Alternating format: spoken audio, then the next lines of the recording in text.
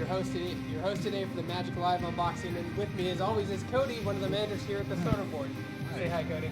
Hi, yeah, we're here to open more Thunder Junction, and it's gonna be fun. Now that we have a little bit more solidified knowledge about the set, it's gonna be a little more. I'll fix that. Okay, yeah. a little bit more quicker this time, and then also we're gonna see a lot of the new cards are getting a lot more play in this new set.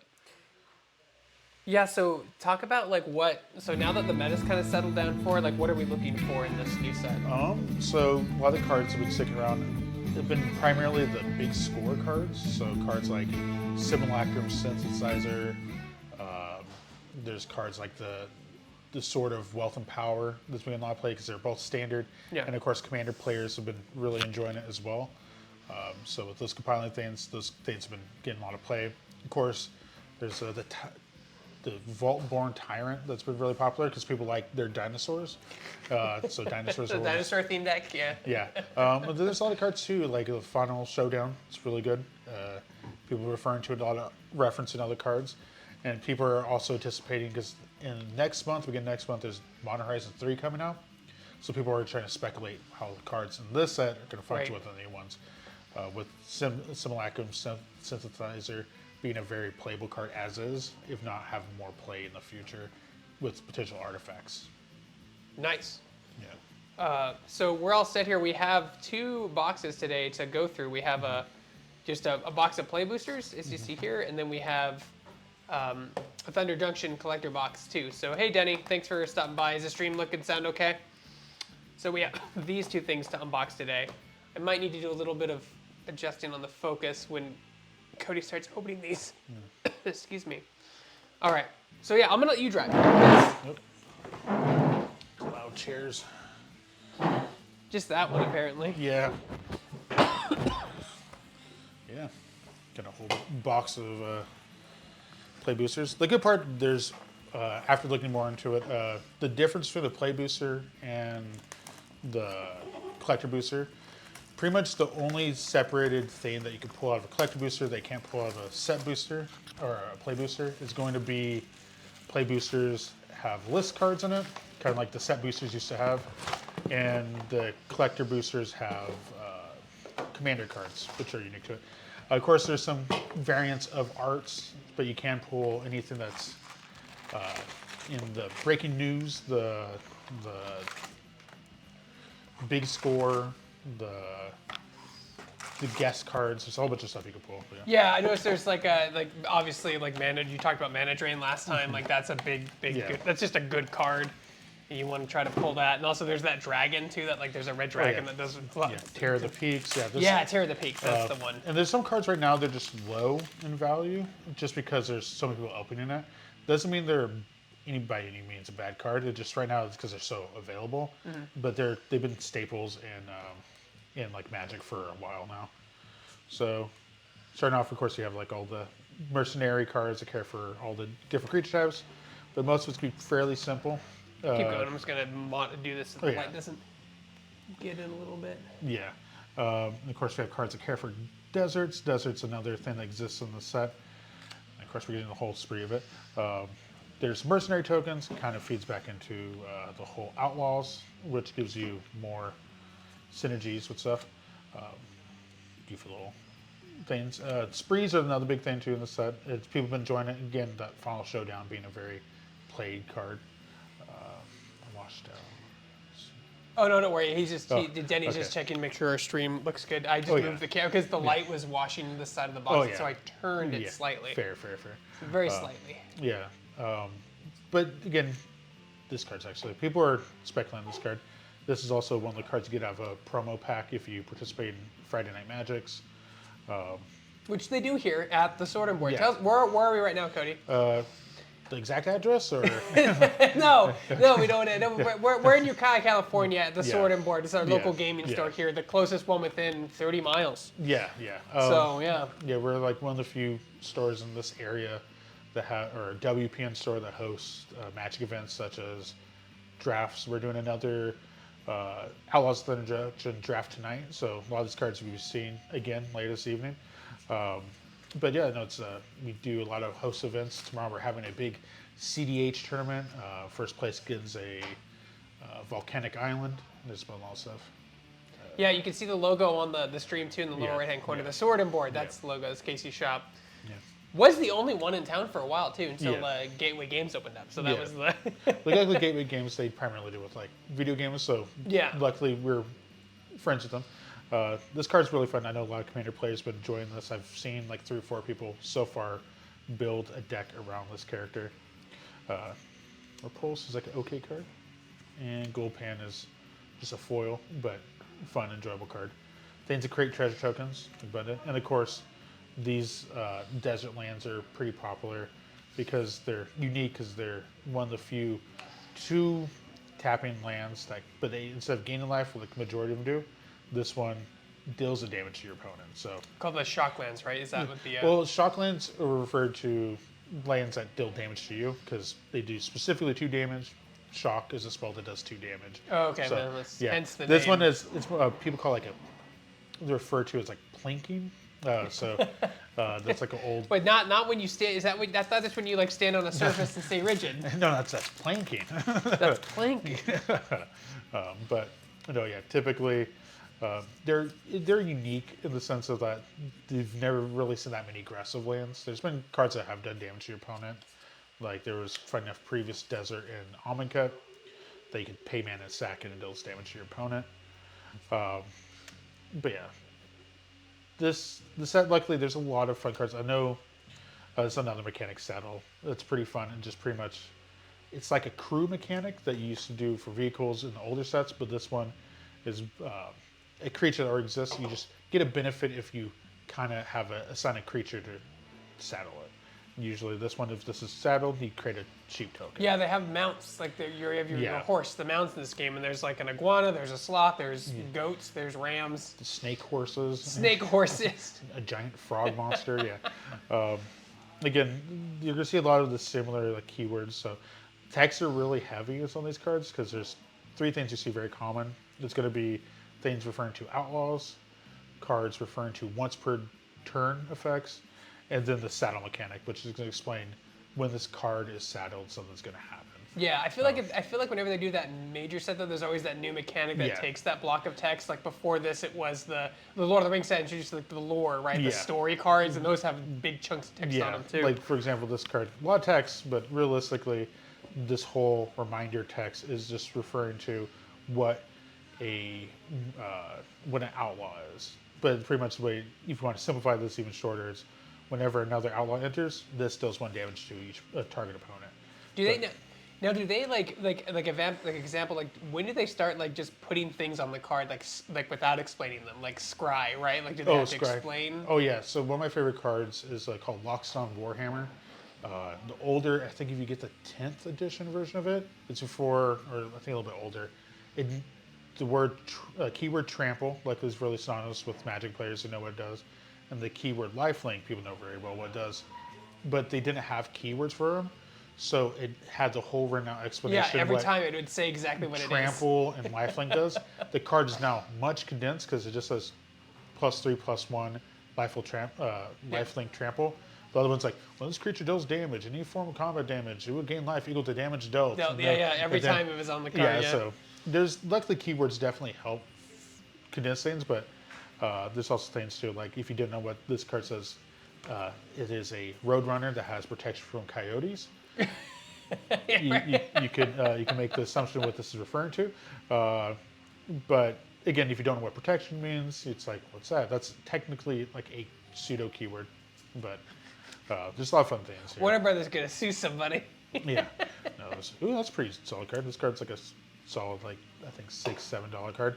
This card so strong that when it had standard play, it was eventually banned of every single format except Vintage and Commander.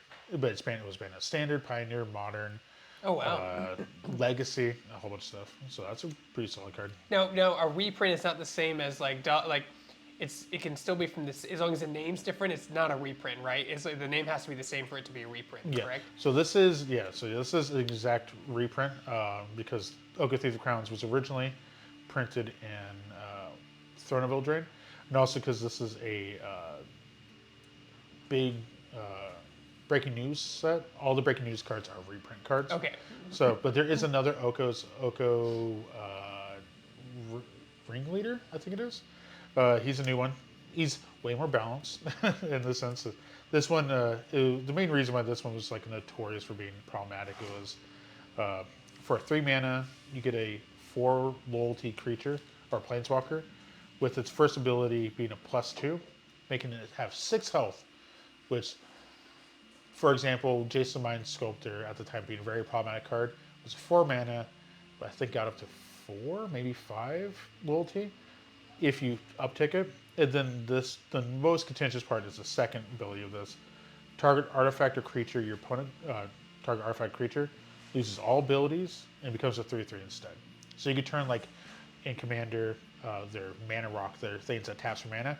It's now a creature instead. Oh, cool! Now it's a creature. I could kill it. So it became very problematic. It's like I could turn things off on your field, and like not only did it like it, if it just became a 3/3 elk in addition, it just made it a 3/3 elk instead.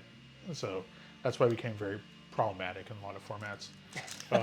Getting rid of their artifacts that aren't in their items and stuff that aren't, And then its ladder abilities for -5, which you could do directly after you do +1 and still keep it alive, which is stuff that normally isn't. Also, I guess technically you also got one of the floor lands that people really enjoyed. This mountain, unfortunately, kind of gets a little busy, but I really do like the swamps. I've so far built 3 different decks using cards from this set. Oh yeah, the swamp one is amazing. Yeah, and then keep the aesthetic going. I kind of kept those lands in it, but no, the lands I really enjoy. I like how the set has a very strong aesthetic of like the whole Western vibe, but to the point where you get a lot of the flavor of like new exciting mechanics and cards in it, which it's been pretty well received across the board. We've sold out multiple times. I mean, they know what they're doing. Like over Wizards, like they know like if they make a set and they reprint a card in it or something that's a valuable card, people will chase the card. It doesn't even have to be like a legendary, right? It could be like a, I know like that Diabolical Tutor is like a very infamous card, but like there's other cards that do the exact same thing, but they're called different names. So you can have 4 of them in your commander deck. Yeah. There's a whole bunch of things like a big notorious one is Vampire Tutor, and there's other cards that have similar functionality. Very similar, yeah. What do the Diabolic Tutors run now, like on average? If you can find like the right one, there's somewhere between like 35 on like low end if you can like find some beat up older versions, but roughly around the 40. Okay. And of course, there's plenty of various versions that go higher. Yeah, reprints, and it depends on the set. And Because I know, for example, like in Strixhaven, they did a specialty Japanese only art style text too. That one's like 100 and something, but it looks really cool. It's like in some like traditional like looking like ink Japanese art style, and the card's like of an oni and it looks really cool. I know that one was like a very sought after card for a while. That's cool. God, we've seen so many of these cards. This card's actually a really good card. This card is a very popular one. Everybody's pretty much looking for the slick shot show off. This card's, the plot mechanic's pretty neat on it, but the fact that whenever you cast a non-creature spell, it gets +2 in a turn. So it's very much similar to the prowess mechanic. So whenever you cast a non-creature spell, something happens. But prowess has been notoriously gets +1/+1. This one just racks up really high. So you can do it quickly if you have like a full hand. You're casting a lot of spells in instance. So the fact that you could plot it for 2 mana, put it into exile on a ladder turn during as sorcery speed during your main phase, you could cast this creature for free because you already paid the alternative cost or the special action plot. So you do that, put it into play your next turn. You haven't spent any mana yet. You play like your lightning bolt equivalent. This equivalent, it keeps racking up and up. And this because it also has haste too. You could like do 2 lightning bolts to the face, 6 damage. This is a 1/3. This gets +2 for each one. This is another 5. So turn 3 with this card sub, you could do essentially like 11 damage. And is that why its plot cost is higher than its regular cost? It's the same exact. Actually. Oh, it's the same exact. Okay. Yeah. So it makes it good. So you can either, if you have like late game, you're like, oh cool, I'll just play this, and because it has haste, and I'll just cast 2 more cards after that. There's also ways like you can storm off with this. This card is again really sought after. But I think we're currently out of them in the store because it's that popular. And of course, kind of little art card. But no, yeah, that card is a pretty solid card, and I guarantee you, if anybody hears Box of Strange, they're like, oh, Dude, they got one in. Greg, I have It's some funny. trade. They got it in. Yeah, Yeah. that's the cool thing about this card game. Like, Yeah. Yeah. everyone should be watching the stream because it's obviously the only Magic stream in the world. No, it's not. It's definitely not. This card's pretty cool. This has been like a notorious thing. Usually ran in scam decks a lot. It's whenever a creature die instead. It doesn't die and comes back with some extra stuff. Of course, you have a lot of this typical limited formatted fodder, so like sealed in drafts. I think this set has been very decent with its draft format. So I think people have been enjoying the fact that there's plenty of cards that keep a lot of things like interactive, especially with the whole other thing, I guess, that hasn't really popped up too much. It's been the crime mechanic. Crime is very easy. It's very easy to commit a crime. In Magic. Even like giving your opponent plus three life. If you have a card that's like your opponent, target player gains 2 life. If you give your opponent 3 life from whatever side card, that's committing a crime. But it just works. It's just the wording's funny, you know. Yeah. Like, what a crime. These are kind of cool. So this card, it's a fun card. Lore-wise, kind of brushed over. Favorite colors too. I like blue and black. Yeah. My favorite colors. This is cool. This is a big score card. This one's pretty neat. There's some decks using it. I'm trying to think about how to use it. Right now, it's because you choose a blood, clue, or food token. Luckily, with cards, the only issue with this is like the mana cost is 5, but you can use it immediately. And then if you sacrifice 3 different name tokens, artifact tokens, search your library for an artifact, put it into play. You don't activate a sorcery. It's not that bad considering there's cards like Academy Manufacturer. It's whenever you make a food or treasure token, you make all 3. So you could tap this, make a food token, then create all the other tokens. Then you can use this to sack it to get a card. So it has some like potential playability. It's one of those things where like it's a valuable card, but the amount of setup you need is a little obnoxious, right? Like it has a lot of requirements, and you're like, it's good if you have all the requirements, right? So So I mean, good thing is like if we get fortunate and have to pull some like the other big cards, like this. I mean, the thing you're really looking for when you get to the collector boosters, like, so I think that's the only way you can play the raised foils. The raised foils are worth decent penny. If you happen to get this sort of wealth and power, I think last time that card sold for was like $320, $300. So that'd be like the big card you're looking for of that look, set. nice beaver. Yeah, big beaver. Very bushy. Yeah, from some highway robbery. Yeah. I'm sorry, I couldn't resist. No, this set has a lot of potential pun setups. I'm gonna clip that. Okay. Oh no, the timer, the sacred timer. There we go. And then I have it set up so you just paste again. Nice. I don't know if that'll be appropriate, but I can put it on my own social media. Yeah. What are the odds of like? I mean, so legendaries are they red or orange? Like what? Oh, colors? so the you're talking about like this color symbol Yeah, right here? that's a legendary, So it's right? called a mythic rare. Oh, mythic. Yeah, you know. It's, Have I been saying it wrong for the last like 20 years? Something called legendary. I mean, hey, but yeah, mythic is just so there's 4 rarities. There's your technically 5 one account. Common, uncommon, rare, and then mythic. Yeah, so yeah, black. If it has a black symbol, it's going to be a common. Right. And let's probably fast forward and we'll see some stuff. Pretty fun card. Oh, the centipede, yeah. Centipede. This is the silver is going to be uncommon. Usually, the rarity usually equates like the power level, but not 100%. Considering like, for example, demonic tutor, very popular card. It was originally printed uncommon. One of those powerful cards in the game. Yeah. Like uncommon. Because that lets you search your deck for any card, right? Any one card and put it in your hand, right? That's why it's just like gigantic in Commander. It's probably because people are using the Wi-Fi. Yeah, I mean, maybe. Hopefully, not too many people are. But if it keeps up, I could take a look at things. We are on Wi-Fi, Denny. There's no way for me to plug in directly. Yeah. So, and more people are coming in, getting ready for Friday Night Magic. So if they start to come in and they're downloading or watching Netflix, it's going to get a little choppy. Yeah. But yeah, I'll try to keep the cards unframed as long as possible. So. We can double check here too. We got Malcolm. It's a pretty interesting card. Few part. There's a lot of cards, so there's a lot of cards that trigger only once per turn. Then there's a lot of cards in this that do when you cast your second spell. Oh, that's weird. Yeah. You're hearing yourself twice. I know, I don't like that. High Knight's a pretty fun card. But yeah, that's pretty much that's it. Unfortunately, nothing notably too much out of that one pack. Yeah, it is a bit choppy, a little bit choppy, but Yeah. I can try to lower the. I'd have to stop and lower the bit rate a little bit to see if that helps. I can try that if you want, Denny. I could stop and restart again.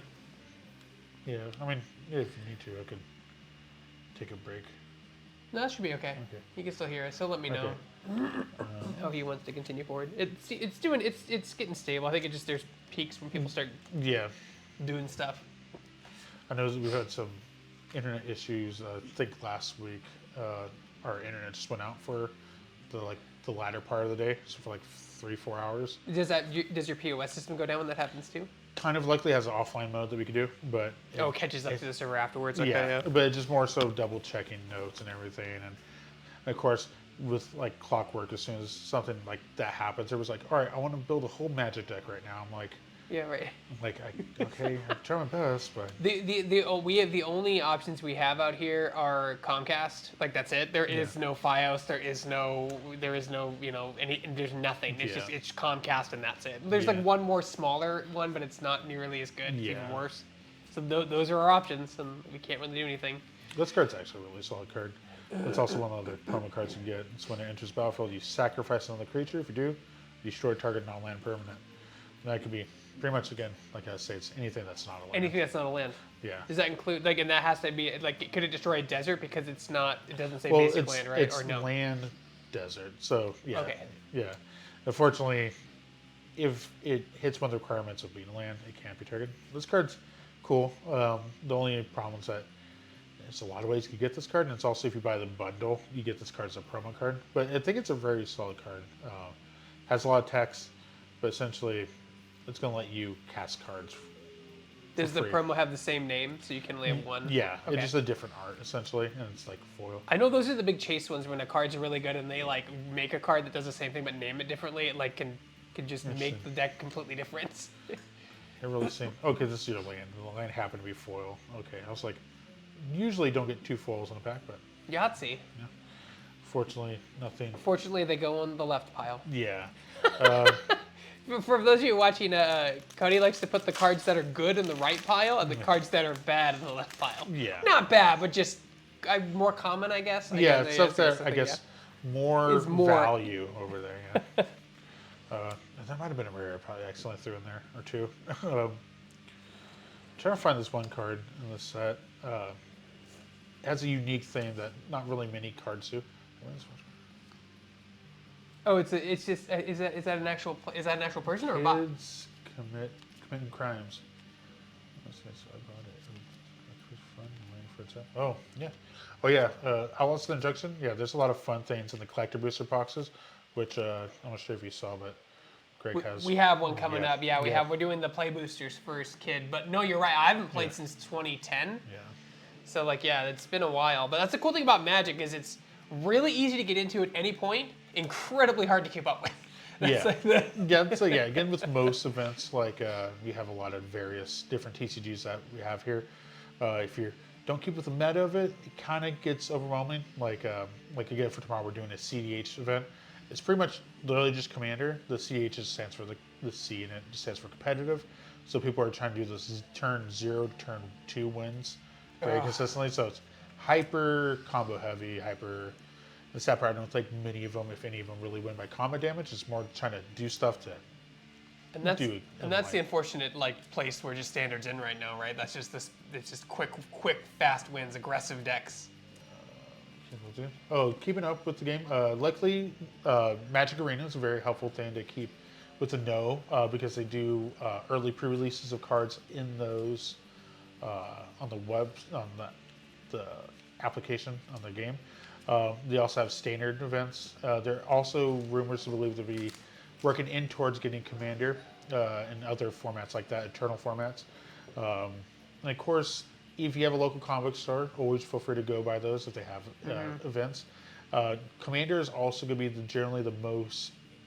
It's really not the most introductory friendly format, Popular format. but is the most popular format primarily because with Magic players, if you played older, it's always been like a 1v1 format. So it's you versus your singular opponent.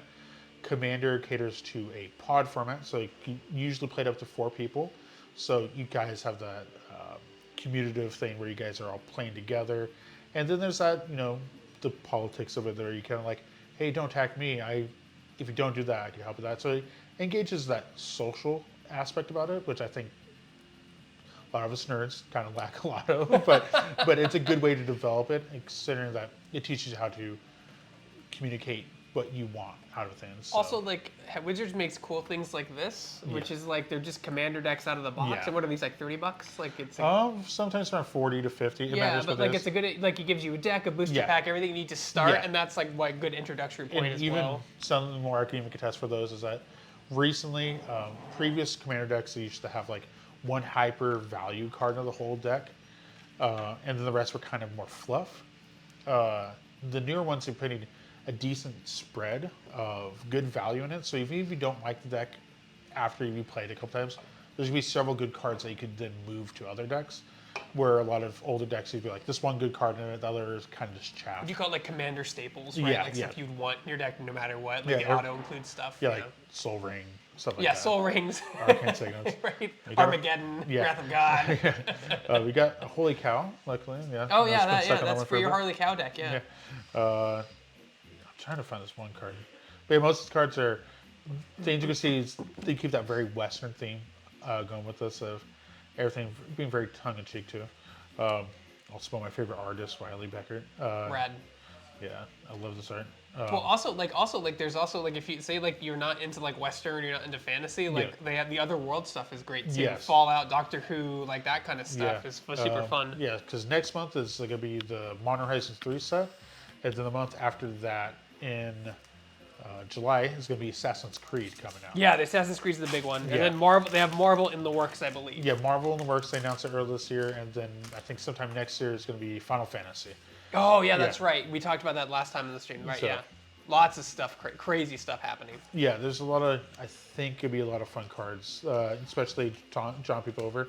I know, because ever since Ikoria that came out in 2020, they did a crossover with Godzilla, which I've personally sold plenty of product to people just because they were interested in Godzilla. Yeah, I mean everyone has their thing, right? And if you can cross it with magic, make more people into it. Yeah. I want to see a Warcraft Other Worlds. Well, yeah, that'd be interesting. I mean, the world's open, especially with it. I think later this month they're doing a secret layer with Hatsune Miku. It's a, if you don't know what that is, it's a virtual singer Vocaloid thing, really popular, like EDM-esque music. But they're making a secret layer based around her. Nice. So they're even like technically, and they also did multiple things with Post Malone. He's a huge Magic guy. Yeah, Yeah. he owns the 2 most expensive circulated Magic cards. Of course, there's rumors there's some other cards worth a little bit more. Oh yeah, but the crossover is very large. And then later this year, near Halloween, hopefully, there's gonna be a horror theme set. So it's gonna be very based around like 80s, 90s, like slasher / horror films. So won't be surprising, like maybe Freddy Krueger, Nightmare on Elm Street / like Friday the 13th stuff soon. Yeah, so there's gonna be some really cool things coming out. This is my favorite card in the set. So it's Shoot the Sheriff, and the flavor text says, "Now where's a deputy?" So every other card that says referred to an outlaw in this set. Let's sort of find it. You said your favorite card was Holy Cow. I have a lot of favorites. Apparently. So cards like this, I'm not sure if the screen could see it, but it refers to what an outlaw is. It says assassin, mercenary, pirate, rogue, and a warlock are all outlaws. Well, this card also has the same flavor text. It says assassins, mercenaries, pirates, rogues, or warlocks are outlaws. But it's an additional reminder text that says everybody else is fair game. So the fact that they're not veering off of like painting like some fun, like even like in the reminder text, this card's a really fun card. Talking about the whole mount mechanic, so this is the Gitrog monster from Innistrad. So normally when you amount of creature, you get a benefit. Usually you can buff the creature on it, make another token. This one specifically eats his mount. So when you crew it or saddle it, he eats the creature, then you're allowed to do stuff. So he eats his riders, which is kind of a They fun. sacrifice a rider to do something. Yeah. Yeah. It's really fun, I think. This card, I know, in limited format, this card's been a powerhouse. The fact that most people usually draft some deserts in for a common. So if you have at least 2 desert out, a 4 mana 6/5 reach that whenever it becomes targeted by a spell ability, your opponent controls, you draw a card.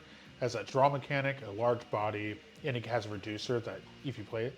So there's a lot of fun cards. And every pack, every play boosters has a high chance of getting a desert in it. So if you're doing really smart while you're doing like limited, like Silder Draft, you get a lot of benefits from deserts. Yeah. That's the cool thing about like this game is like there are cards that are great in draft, cards that are good in commander, cards that are good in standard. Like it's not every card's going to be great for one of those formats. Yeah. The game's not designed that way. And this card, I always find interesting. So let's say if you're an older Magic player, this card has so much going on for it, and it kind of shows that there has been a power creep in Magic. Power creep. So having a 1 mana 1/2, it's really solid. If you go back to like ABU, even like the revised era, probably even like Legends era, a 1 mana 1/2, it's really solid. The fact that it has also first strike and haste makes it even more solid. And in addition, on top of that, it also has an ability you can pay 2 in a red, and you can sacrifice this, you draw a card and create a treasure token. You can do this after you attack with it. This card is the embodiment of like a very super condensed for a common. Like if this would been like a rare if you go back to like the mid 90s, like how powerful some of these cards are. But I know I think this set's been doing a lot. There's a card that commits crimes, you do stuff. Crime. And of course, there's also deserts outside of just the ones that hit your opponent for 1 damage. There's also ones that like this we refer to as like a filter land. So you pay 1 mana, tap it in addition to get another card. Yeah. But these cards, it's been really fun just watching people like the deck, the different archetypes. Like usually archetypes and other limited in draft and sealed formats, it's been pretty straightforward. But I think people have been like having fun mixing, combining different things. This card's pretty fun. It's a few dollars. I like how there's just these cactus people. You got a cool island. I never realized this. The deck master on the back is supposed to have that smear by the team. Okay. Yeah. So the notable things. Trust me, for checking fakes and cards because we have constantly high in value cards coming. Luckily, people are like, I think this card's fake because it has this little smudge right here. But that's specific. This would be like almost like a marbling looking effect they were trying to do for it. There's also some notable things. There's like a light test, water drop test, flick test. There's so many things we have to do to make sure we don't get fake cards in. But luckily, those are things you kind of pick up over time. I think as well because like the back of the card is remained unchanged since the game inception. Yes, Like you can tell it looks like it was made in the early 80s, Oh, yeah. 70s. The design. Yeah, there's very few games that actually changed their back. They can't, right? I mean, like how do people use clear sleeves? They Yeah. can't. So during circa like Wizard of the Coast era Pokemon, they've kept the same back since then. But in Japan, they actually took the step and like swapped the different backs of Pokemon cards, which is unique because the older ones used to say Pocket Monsters, and now the other one now has like a more rainbow look to it. But things they change over time. Oh, Jasper Flynn is not good. He's bad. He's okay. He's fun. He's fun. Yeah, I guess you're right. Value. We talk about value all the time. That's what makes the card good. The value, like the tabletop value. Yeah. What you get when you play. I mean, the good part, like the thing is, like if you're playing an outlaw deck, you're probably gonna run that card maybe in it. Also love the very punny cards like Steer Clear, but it's referring to that. There's almost too many puns in this, but I think it makes it enjoyable because it's like smather through it. Give me that one and send a picture to my wife because she loves puns. Yeah. Oops. And of course, there's a lot of lore in this set too. Because if you've noticed, there's been a lot of characters from different planes. So there's been a lot of fun things where you get your favorite character from this world now combined with this one, and there's been a lot of team ups of things. There's even like some rares in this thing called somebody joins up. The team ups, right? Yeah. Yeah, there's a lot of interesting like characters that you would not have normally seen because there's a lot of Magic lore that's happened in the last few years. There has, yeah. Yeah. It's very, especially with like all this other stuff. Yeah. Even for people that have been keeping up canonically, Vraska died not even about like a year ago in Magic lore, but miraculously here she is as a creature in this set. And there's also Jace in this set, which also pairs at the same time. But if you want to ever read up, oh, that's a pretty fun card. There's a lot of resources for like lore-wise. If you go to like mtgstory.com, you keep up with like most of the story. There's a free read. That's actually a pretty slow card. Unfortunately, this went down because this got reprinted. Oh, and it's foil. Nice. Yeah, Image Mischief's a fun card. It's very out of color, so change the target spell. With a single target, you lose a life. That's very like a red spell, but the losing life for the mana is kind of like the drawback to it, which makes it very in color, but for out of color normally. But yeah, no, there's a lot of cards that are currently at a low value right now, but that's because there's so much product open of it. Like the fact that you could get like a mana drain for like $37. Yeah, you're talking about Yeah. you're talking about the physical value of the Yeah, card, yeah. not the tabletop Yeah. value. Yeah. Oh, yeah. Like, I mean, the because- card still functions the same. There's no like there's only the visual differences, but the functionality of the cards are 100% the same as they Yeah. used to be. That's where you get your alt arts, your full arts, your guest arts. Like those start to Yeah. get more expensive because they're just different and they're more rare. And that's what it is, a card game. It's all about like the Yeah. rarity. How much was printed? How limited is the run? Did they print too much? Yeah. Did they print not enough? Like Yeah. that kind of stuff. Those Fallout packs are like insane Yeah. right now. And I think they're now $90 a pack because they're starting to become more Yeah, rare. Yeah, I think as of like less than a week after release, almost all of the product was out of most warehouses and distributors and were in stores or customers had them. So we tried to get as much as we could, but unfortunately, I've talked to Casey. I Yeah. asked for 7 boxes. They gave me 1. yeah, it was. He doesn't have control over that. A lot of Yeah. local game stores don't have control over that, unfortunately. Yeah, and the worst part too is like if you don't know how well other sets will sell compared to the other ones, like Doctor Who was like a decently well received set, but definitely not to the same level as Fallout was. No, I feel you could gauge it though. I mean, like Yeah. the Marvel set, Casey probably wants 5,500 boxes. Yeah. You know, like, Yeah. like you can gauge it sometimes. I think the Jurassic Park's kind of like a hit or miss. Doctor Who's a hit or miss. Like that yeah. kind of more niche, like the fan base. Yeah. I'm not the Doctor Who's niche. Like people love that show. Oh yeah, no, yeah. Very popular show. Yeah, and the good thing too, because I kind of like the Hatsune Miku product coming out later this month, and then of course again Assassin's Creed. It just needs to find the right, consumer base, and then it goes crazy. It doesn't, and also luckily because like for right now, because beginning next month is Modern Horizons 3, and a lot of people are excited for some of the spoilers. The spoiler season that usually leads up to the release event is where a lot of people start anticipating value. And then that's like people get their idea, and then when they get in their hands, like, oh wait, actually with this, and the other, this card actually works really well. People get to sit down with the cards physically, and that's where people get a little bit more hands-on, and that's where value kind of goes up or down. We're hoping to get that early as well. By the way, Yeah. these are all provided by Wizards of the Coast, so we appreciate it. Yeah. Sometimes we open my product from Shacknews, sometimes we open the store's product. It can all vary. I'd like to give it a shout out so and be a little transparent about that. Oh yeah. No. The good part too, I mean, luckily we've met with people with Wizards of the Coast several times through different like expos and whatnot. They've always been really kind to us.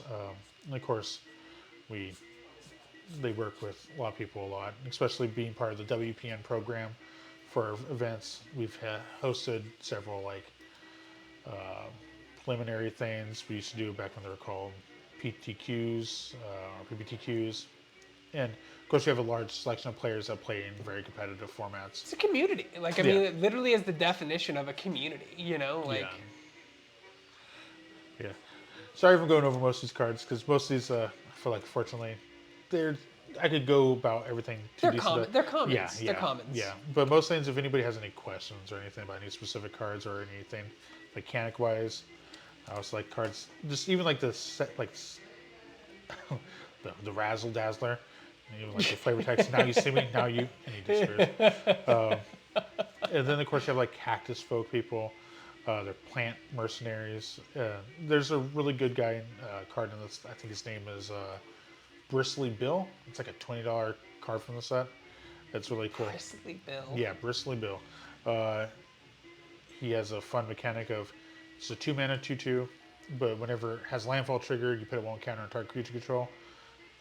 But the thing that commander players are really going to enjoy about it is it's a pay 5 mana, which is kind of high, but you double all your 1/1 counters on all your creatures. In commander, usually in mono green, you can make a lot of mana, and B, you can also do a lot of you can pay it multiple times, and usually commander players don't just do 1 or 2 instances of a card. They usually do like, I'm gonna make 17 tokens on this guy. I'm gonna double it up to this. We double it up, and now you're And dead. then I'm gonna double it up again and again, and then you're like, okay, cool. My creature that was a 2/2 is now a 97/97. Trample, vigilance, lifelink, all this every other keyword you could think of. Yeah, the Cactar people are cool. Yeah. But yeah, I think this set has a good chunk of has good removal, has some color fixing. I've always been enjoyer of limited formats, so it's a lot of cards that let you have a lot of engagement with players. I was able to participate during one of our events and had fun just doing some colors I normally don't play, but the mechanics of the set are so fun and enjoyable and engaging with players that you can actually have fun matchups with things that like you just try a different color. Like you swap out a green for a blue, blue for a red, and just have like a totally different feel decks. And plus, there's a lot of cards that let you flow in between each color too. I feel like that's just good design to have in a game in general because, yeah. of course, you're always going to have the people who meta and have the Excel sheet and well, technically this is the best statistical card, but you can, if the decks play all differently, and they feel really different, that's just good design. Yeah, I think the set's was really fun. Like you could go purely based on the saddle mechanics. You go the puns too, Yeah. you did the reach for the sky, and it's just a plant going to, but it works both ways. That card actually did in some play. Of course, it's not expensive by any means, but when you see a common and common, that's a 25, 30, 50 cent common. Usually it's saying a lot because that card you should be seeing a lot of, and so much so that I think we're out of stock on that card here because there's some decks that have been using it. So they all vary too. Well, that's actually a really good card. The card's roughly $10 to $15. What makes it good on the commander or standard? I think commander primarily, but there's some standard playability. There are some cards in other formats like Pioneer and Modern, but I think this one, the fact that you could choose how big you want to be by putting as much mana you want into it. So you have to pay the green. Whatever you pay into X, you get X, and X is going to be that many counters. So it has Vigilance, Trample, and Haste. The green creature with Haste, so you pay late game and you're doing the draft and everything, okay, I drew this. I have 9 mana. I'm going to pay 8 mana to this. It's going to be an 8 mana, an 8/8 Vigilance Trample, which is kind of scary. And then whenever this dies, you create tap treasure tokens equal to how much power it is. So if you put 8 mana into it and it dies, you're going to be getting 8 mana later, which makes it annoying because then in constructed formats, you can have multiple of these. Oh, cool, blow it up, whatever. Next turn, untap everything. I put 8 mana to that one. Use the 8 mana plus the 8 other mana. That's a 16/16. Haste, Trample, Vigilance. When it dies, you get 16 mana now. So it makes it it's an indirectly sticky card. And cards that give you mana usually are very favorited. Also teaches kids math too. Oh, yeah. Honestly, it really does make math engaging. No, it's simple math, and it's not fractions or anything, or it's calculus, but it's simple. But it's still, it's math. There's a good video on online. Somebody essentially created a computer. So the way cards function, if you were to perform the actions correctly, it has almost the same functionality of basic computers. Also, there was a card combo that you could do back in Theros Beyond Death. This card, Nyxbloom Ancient. So we'd do Rite of Replication on it, which made X amount of tokens of it. But Nyxbloom Ancient made it so you tap 3 times the mana value of any card. So when you tap mana, you tap for 3 times, but you made multiple copies of it, so you're tapping each mana was like 3 to the power of 5. Oh, they keep So multiplying. you were doing tapping to the power of, which is like people are like, wait, what? Like people had to plug a TI. I'm not gonna do the math for you. You do your own math. Yeah, sounds like that, and that's like just that was a lot of fun, engaged things. Of course, likely you see a lot of the similar cards in these packs, like the commons and commons, which it's not again for each for the sky. It's very common to have like multiple copies of a card. I mean, I've played all the formats in my life, and honestly, I think while draft can be the most expensive, like on like a weekly to weekly basis, it's definitely the funnest format because the pre-made decks, even the commander decks, someone comes in with a behemoth of a deck that just has a super high win rate that you're not gonna win against unless you play one of these 3 decks, and it just gets obnoxious. Yeah. Tomorrow's gonna be pretty much a lot of that, but it's gonna be fun because everybody's bringing the same level deck, so it's gonna be. Everybody's gonna be a lot of checks, like, oh, you're gonna do this? Well, you have 3 other people are gonna say you can't do that. Hold on. Yeah. React. This card's a decent card. It's fine. Fine. I like how you said fine. There's some cards like in here that are like the good part for newer Magic players too. Rarity definitely usually puts some value to cards, but sometimes rares can be worth more than mythics and various other things like that too as well. There's some uncommons that are very playable, probably worth more than some rares. But all it boils down to is like you can read a card sometimes at first glance you'd say, oh, that's a good card. And that just comes with like the more knowledge of Magic. And I've seen people look at cards and at first glance like especially the Commander. There's like some banned cards in Commander. There's plenty of people like, oh, look for these cards. I'm like, I have to ask them like, what deck is this for? And I'm like, oh, it's for Commander. And like, just to let you know, you have a good eye for cards, really good eye for cards, because those cards are banned because they're too good. Yeah. And so there are some cards that are just flat out banned. Even the newer sets, you can't even use them in Commander. Yeah. Did they say that you can't use them on the card for Commander, or no? You have to. Luckily, there's on Wizards of the Coast. They show if you go to like the websites, they will have a ban list for every format that's sanctioned by them. There's a lot of cards. I mean, you're getting a set every 3 months now, right? Give or take. Sometimes. I mean, we're getting Modern Heist 3 and Assassin's Creed back to back. It's been almost for our standard set. It's been like every 3 months, but sets been like every month and a half. It's been very consistent. But the good part, it gives people that even let's say you don't care for standard. So standard typically will have a lower power level to it, per se. Like where Modern Heist 3 is made for the modern format, also Commander cards as well, modern and eternal formats. So they're allowed to be more powerful cards, like very front face, like that's really strong, because it's meant for a format that's only half of the sanctioned formats can't play it. Yeah. So it makes it so it's like for the already made, meant to be more competitive cards.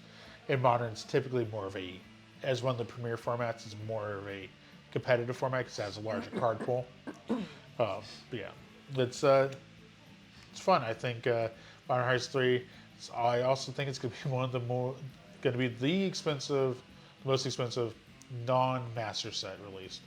It's going to be, if you get a hold of some of those boxes, it's going to be pretty pricey. And from previous track records from other Modern Horizon sets, there has been a big wake of swapping up all the metas of every format after those sets released. Like Modern Heist 1 shook the formats of Modern and Commander up. Modern Horizons 2, even more so. There's a dreaded monkey that everybody wants or doesn't like. Was printed that set. Ragavan. It's a notorious card. Ragavan. I've heard that card before. Yeah, it's a one-drop monkey that makes people very happy or upset. But it's a fun card. I've had my play sets. I think at one point that card base value was up to like $90 to $100 for the basic version of it. Luckily, it's got reprinted since then, so it's went down a little bit, but still holds some value. Of course, yeah. And going back to these packs, yeah, we're gonna very similar for Consuming Ash, Daring Thief, and then Armadillo, Highway Robbery. of course, more plant rogues. Not plant rogues. Cactus people. Okay, cactar people. Yeah. And of course, you're going to see a lot of mercenaries, rogues, and these things that are going to fall into the mercenary types. Also, a lot of cowboy hats in the set too. Or is it just like the Sherlock Holmes hat in the last set? Oh yeah, yeah. Outlaws of Thunder. Never heard of You it. never heard of it? Oh yeah, Outlaws of Thunder Junction. Technically, is a newish plane. It's a pretty barren plane, but the big thing for this, it's like the first time Magic's ventured into this plane. But to make it a little more easier, they've introduced a lot of, they brought a lot of characters from existing planes into this, so it makes it very palatable. And plus, you get to see takes and kind of talk about how cowboy hats on everything. So you bring characters you know with cowboy hats. Yeah, it's a Western themed Magic, Squires. Squires is regular in our chat. Yeah. Okay, awesome. Yeah, even more so, these referred to as fast lands. If they're your first to third land played in a game, they come and play untapped, and they tap for 2 colors. But this one in particular series makes a whole train. Yeah, you said that. Yeah, the train. So this one's a pretty solid one. This card's pretty cool too. People are speculating this card to do a lot of cool things. It kind of forces people to play things very aggressively. It's high mana value, but you could tap exile. Each person exiles top 7 cards in the library. Until your next turn, players may cast and play those cards. Exile this way. The thing That's is, very like, chaotic. It's yeah. very chaotic. Well, the thing is, if they don't have, if there's a combo piece like a commander is in there, they have to win that turn with it, or else it's going to get exiled and they have no real way to retrieve it. Oh, so okay, it kind of presses a big button, like it's kind of like disarm. This card's also another good card. So actually, this is a pretty fairly solid pack between the Blooming Marsh, the Memory Vessel, and now Pest Infestation. Really good card. I think this pack is pretty solid. This is the main bad guy of this set. Yeah, it's Deathwing. Yeah, I know who that guy is. Yeah, I know. Yeah, on the know release. that guy. Yeah, there's a lot of fun things in this set. There's so much lore in this set too. Again, Where does it say when a legendary creature can't be a commander? Where does it say that? So currently, all legendary creatures can be commanders. That's just part of the rules of Commander. There's cards that can't be your commander because they're banned. And then there's some other workarounds where a legendary permanent that could then become a creature can be your commander, unless stated otherwise. So, like, for example, Planeswalkers are legendary permanents, but they're not legendary creatures. So they can't be your commander, except for there's like 5 or 6 of them. It's your last. That specifically that can be your So commander. it won't say on the card. You have to look it up. Okay. Yeah. Yeah. That just comes with the knowledge of the game. Unfortunately, Commander is a very, again, it's not the most introductory friendly game format, because it's like, here's all Magic ever. Yeah, right. But you can only have one of any card, right? That's the thing. These rules, there's this ban list. You have to have exactly 100 cards. There's, of course, exceptions for a lot of these things, because Magic is all about exceptions. You're playing the rules until you break them. Like, technically, Vigilance is breaking the rules, because attacking causes your creatures to tap. But Vigilance says it doesn't. So, all Magic it's a game about arguing about the rules. Yeah, yeah. And this game gets relayered. You know you're in too deep in Magic when you start, like, on this layer, this triggers where this goes before Oh, this. the stack. Yeah. The infamous stack. Yeah. Oh, my God. Yeah. When Split Second came out, the arguing. Yeah. Oh, my God. Yeah, no. Rules questions, and that's what also another thing Commander definitely brings up the most interesting questions, because you get a large field of multiple people. They build up their things. If it's in a more casual setting, they'll have a lot more things build up, and there's this notorious thing that goes around, and for people that work in this type of job, there's a picture of this guy. There's a post. It's like, my players were calling me over for a rules question. I walked over, and the table looked like this. And each player had like 25 to 30 cards on the table. And then the guy said, I just walked away because I couldn't answer that. You had an event a few weeks ago where like both Casey and Alex were Googling because it got so wonky. Like yeah, it gets wonky. It gets very. intense layer-wise. And there's constantly stuff like that. Luckily, if you have any questions, most people who work at these type of stores have answers. But there's also the website called The Gatherer, which is association with Wizards of the Coast. It has a database you can search, and it has rules, questions, and sometimes also Magic keeps their humor in it. If you ever want to look up a fun card, look up Queen Marchesa. That has a really fun rules questions, rulings on it. I won't spoil what it says on it, but there's some fun things on there. But yeah, in particular with Magic, it gets very rule heavy. That's why a lot of these cards in this set, there's a lot more rules text than previous cards because there's a lot of stipulations why you can or can't do card things. But it's like there's some very standard things, and of course Magic players will abbreviate things, like enter the battlefield. People abbreviate that to ETBs, like oh you have any ETBs, other things too, as well as like even so much so Magic players have influenced the keywordings in Magic, so much so like the reference to like milling referred back to the card Millstone. As of core set 2020, that mechanic used to be target player puts cards from library into the graveyard. That's a term used across all card games, not just Magic, which is wild, but it originated in Magic, which is the history. That's why this game has been around so long. The history around this is impressive. And don't forget the raising of your hand and going, Judge! Judge, oh yeah, no. I've done plenty of tournaments, Magic Fests, and like, all right, players may start the round. In a cacophony, like a noise like scatters throughout the whole hall. Just Judge, Judge, Judge, Judge. Sounds like very much like the Finding Nemo-ish, like seagulls. Mine. Yeah, Judge, Judge, Judge, yeah, Judge. But it's good as people are enthusiastic about it. I've seen the sketches. You know, Judge, he's doing the thing that's going to make me lose. I don't want him to do that thing. Yeah, and even for here's Mill, and it even refers what to Mill is. Mill is put the cards from the library into your graveyard. So there's a lot of cards that for decades people refer to as Mill, but only as of recently they've made Mill like the actual keyword. And I used it in Lorcana. I used it in Dragon Ball Z. I used it. Yeah, it's wild. Yeah, there's also like the Universes system. Yeah, there's a whole bunch of different TCGs that use similar keywording things. God, I missed that. The Dragon Ball Z card game, your life was your deck. Yeah. So that was such a cool concept. Like if you ran out of cards, you died. Like I mean, like I know that you can do that in most card games, but like there's not a life counter in DBZ. That your life counter was your deck. Yeah. So it's not bad. You got a Rakdos. Oh, nice. Oh, yeah, nice Rakdos. Yeah, I know that card. And then this card's pretty okay, and Commander players like to play this card. Anything that destroys lands, people either love it or hate it. Most likely hate it. They're so expensive though. They're normally 4, right? You can't even destroy land until turn 4, I think. There's some exceptions. There's a very popular card, and I think it was also in the Fallout set. It's called Wasteland. Wasteland is tap, destroy target non-basic land.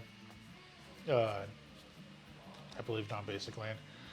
Where's that? I might be mixing up. But yeah, land destruction is either there's 2 camps. There's land destruction is okay, or lands are sacred. Right, and it's usually red, right? That lives in red usually. Yeah, red, white. White also has between like Armageddon and stuff like that. Yeah, you can see a lot of similar cards, or familiar cards. These cards are pretty standard. If anybody has any questions, always feel free, and I could give a quick rundown. Again, there's a lot of cards like when you cast your first spell each turn. Unfortunately, for like this card example, you playing this card counts as you casting your spell. So it's like more of a setup card, but it would be kind of strong if it had no limitations. So when you ever cast a card, you get 2 red mana. If you do it right, you could do indefinite. How to focus on get overwhelmed cards? There is a lot. It's very easily to get overwhelmed. Luckily, I always say just try to find the format that entertains you the best, because some people love playing Magic Arena, and they will play a lot of standard cards. So it's easy to focus on standard, because standard's only the last 3 years of Magic. So instead of thinking about all 31 years of Magic and the over X amount of 100,000 cards in the game, just think about the last 3 years, which is only like 1,000 or so. And even more so, you could keep chipping away at it. It's like, okay, I'm playing standard, but I'm only playing white. so I don't have to care about the blue, black, red, or green out of it. So it's get good white cards, and of course, when you're willing to venture into other colors and then other formats, it's just slowly building up things, and then good things you'll kind of analyze like cards like this is a good card, this one's okay, this one's all right, and then you eventually there's like stages of Magic players, and eventually you'll get to a point where you feel like you have too many Magic cards because you buy something like Because you do. yeah, yes, it happens very often. I was taught like with like, you know, okay, here are the stack, like here are the 4 cards, and this is the order that they happen in, right? And then you move them around, like, you know, Yeah. this one gets that one, and that one goes back to here, and then this starts, like, that's how I was taught. Basically, you lay the cards in front of you, and this is Yeah. they call the stack, and then like in order of how it happens, you know. And it could get really, like, especially with Commander, get really deep. Yeah. Really deep. There's just a lot with and the only thing I'd say is probably right now, which is kind of unique.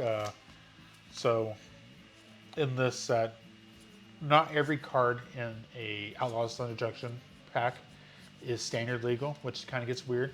Oh, that is weird. I didn't even know yeah, that. That's weird. so- Weird. Well, I guess so- there's so many cards you have to be Yeah. crossovers and outer worlds, and yeah, it's. I would say the only like pet peeve I have in the last like few years is there's almost too many variants with cards. But the good part, it gives the players what they want. They give you very specific with what they're looking for. If you don't like this card, let's say you want this card and you want it foil, you get this card foil. And every rare has a chance to have an extended art or like potential showcase. So there's just different printings of it. Luckily, each card between the highest printing and the print, like the more basic one, all same functionality. It's just how much you want to quote unquote bling out your deck to make it look shiny. And of course, if it's something you really enjoy and really passionate about, you're willing to go to get those more high-end versions, which that's where collector boosters are for. That's where you get majority, even like, it's like, if you don't want your commons to be non-foil, like in collector boosters, you can only get foil versions of them in there. So if you want those higher end versions, that's the best way to try to draw those out. It is a hobby. It's a hobby. Yeah, That's yeah. exactly what it is. Yes. It's a hobby. Yeah, and I believe you should keep it as a hobby. Unless you want to be professional with this game, then that is the thing. I know there's plenty of successful people like LSV. He's been Luis Scott Vargas, I think is his name. I'm probably butchering his name. I always say his acronym, but he's been influential on Magic for decades. He's like, if you are in the circuit of competitive, you know who he is. There's even like some previous like content creators. Brian Kibler, he does some Commander things. He also be really big in Hearthstone. He was a world championship player of Magic the Gathering. So into Magic. And of course, there's people like Post Malone and stuff like that. You can turn it into a hobby. And there's also people that know, like this person called the Professor. He runs a YouTube channel called the Thlarian Academy. Oh, I watched his videos. Yeah, so Yeah. he just made that because it was a hobby that he was passionate about. The good part, you can be passionate. Like, of course, I know Greg here. If you want to talk about Ghostbusters, Yeah. he could. Everybody, luckily, nerds are not much different than anybody else in any other media. Like, if you want to talk about sports, I'm pretty sure the same conversation. You just replace certain words with different things. Like, I'm upset because of this Right. team. I could say the same thing. I'm upset with this because of this Magic card. Like, I can't believe they did this in Final Fantasy. I can't believe they Yeah. traded X person to this team. Yeah, like, like, it's the same. how could they not print this thing in this set? Like, it was obvious. They should have. Those things are such a common between it. So, any hobby you could treat almost the same passion. And Plus, I know, yeah. but no, this set and Magic just in general, it's been such a fun and exciting thing. Especially with this year, they're definitely ventured to different places, and also because of lore reasons, there's a lot more. Oh, Bruce Tarl. What is it? Bruce Tarl. Nice. He's a notorious. So if you run an Oxen deck, so if you like your Holy Cow, he makes Ox better, and he makes Ox tokens. So people are really like, I'm making an Ox deck. And also used to be in Commander. There's things called partners. He used to be a partner. He was a red-white partner. He was a fun card. But they made a special version of him. Clip that. Hit that. That's a good. There you go. Yeah, let's see. Paste there. You also got cards like this. Thornado. Thornado. Today's forecast Thorny. So there's a lot of. I like the punts. Also, I like. Oh, this. they're the cool lands. Yeah. Yeah. Oh, they're foil in the collector boosters, which is beautiful. Each pack will have a foil full art land, which I personally bought a lot, and I think Greg also has a good stack of them. Yeah, too. I'm excited because like I think my wife and I have like a full playset of foil lands now, That's awesome. which is cool. And the good thing too is like if you have your favorite ones, like you can always, luckily basic lands could go in any deck ever. So as long as you're running those colors, each deck I always recommend to run some basic lands. Of course, there's always exceptions, but even like competitive decks still run basic lands because likely basic lands are the hardest thing to destroy. Non-basic lands have a little more higher chance of being dealt with, especially with Modern Horizon 3 coming out in the future. There's one card that's coming out that people are really excited for, and that's going to make blue players really excited, especially blue Merfolk players if you like Merfolk. Oh god, the Merfolk creature decks, yeah. And they're getting some more support in the next Modern Horizon 3, which I'm excited to eventually, hopefully, Greg gets some of that product and we get to see some of that. That's going to be a little bit more analyzing each pack type thing because Modern Horizon 3 is notorious for having commons being meta shakers. Oh god, great. Yeah. Oh, you said it's a rarer set though, right? So they don't print as much of it or something like that? Yeah. To an extent, but this one, I know they're very... Well, that's cool. Another Blue Marsh. Oh, sick. Bounce land? Recipes, also good card too. This one, is a fast land. And this one is White's answers to decks being very, very graveyard efficient. So if whenever this enters the battlefield, exile all graveyards. If a card or token will be put in the graveyard, exile instead. So so cards they're trying to that resurrect, the resurrection this decks. is a big slap on the hand for those type of decks. Now, what are the odds of getting a mythic rare in a pack? Are they like... So let's see. Next pack, I'll actually run down how it's done, but I'll do that right here. So packs. Your traditional draft booster, which no longer exists, unfortunately, they moved away from them. Same thing with set boosters. So draft boosters used to be 15 cards. You got so many commons, so many uncommons. Right. Your rare, and then your land, and then you had a chance of having your land to be replaced with a foil. So set boosters, so they took the front half of a draft booster and they replaced it with the latter half of a set booster. The set booster used to have more of a string, a theme of your commons and commons having like a theme behind them. So like one would be like return card, the return creature, destroy creature, exile creature. So all the things would like kind of thematic to each other. Yeah. Also, you saw strong runs of like the same colors. So you'd see a lot of blue cards, a lot of black cards, stuff like that.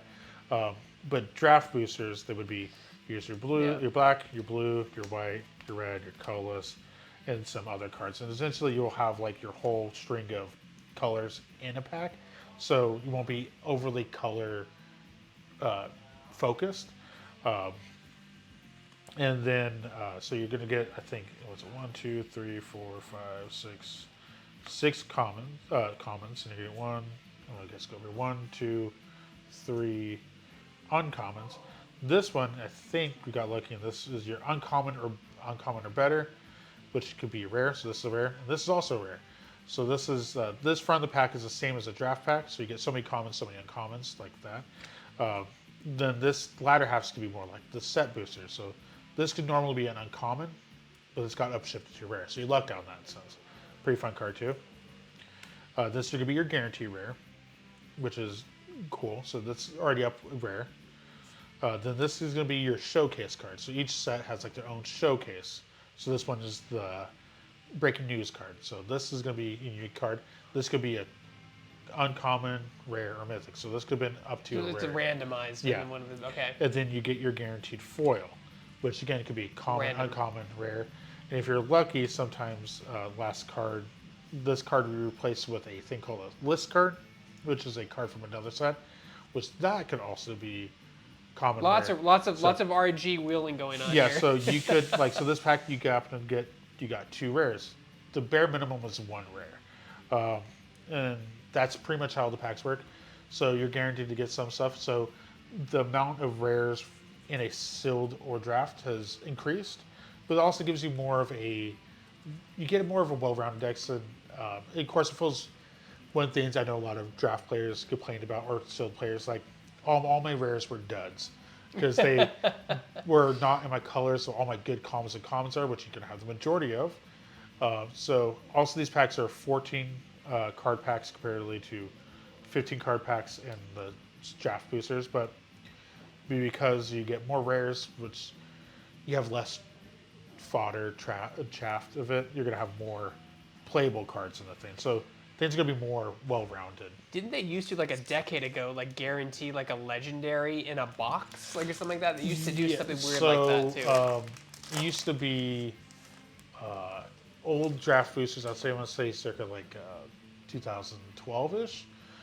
They made it so it was when they increased the full chance of cards. You were guaranteed to get at least one full rare per booster box, up to the mythic. That's why full rares and mythics were exponentially worth a lot more money. Like you get like a $5 rare, but have a $30 foil. So I bought my share of booster boxes in Magic, yeah. Yeah. So go back to the normal packs, but yeah, you're gonna see. That's why you see a lot of recurring cards in the first 6 cards. I think 1, 2, 3, 4, 5, 6. So those commons you've probably seen like 13 times each. Then your uncommon, so you're going to be, I think, 3 of these. 1, 2, and 3.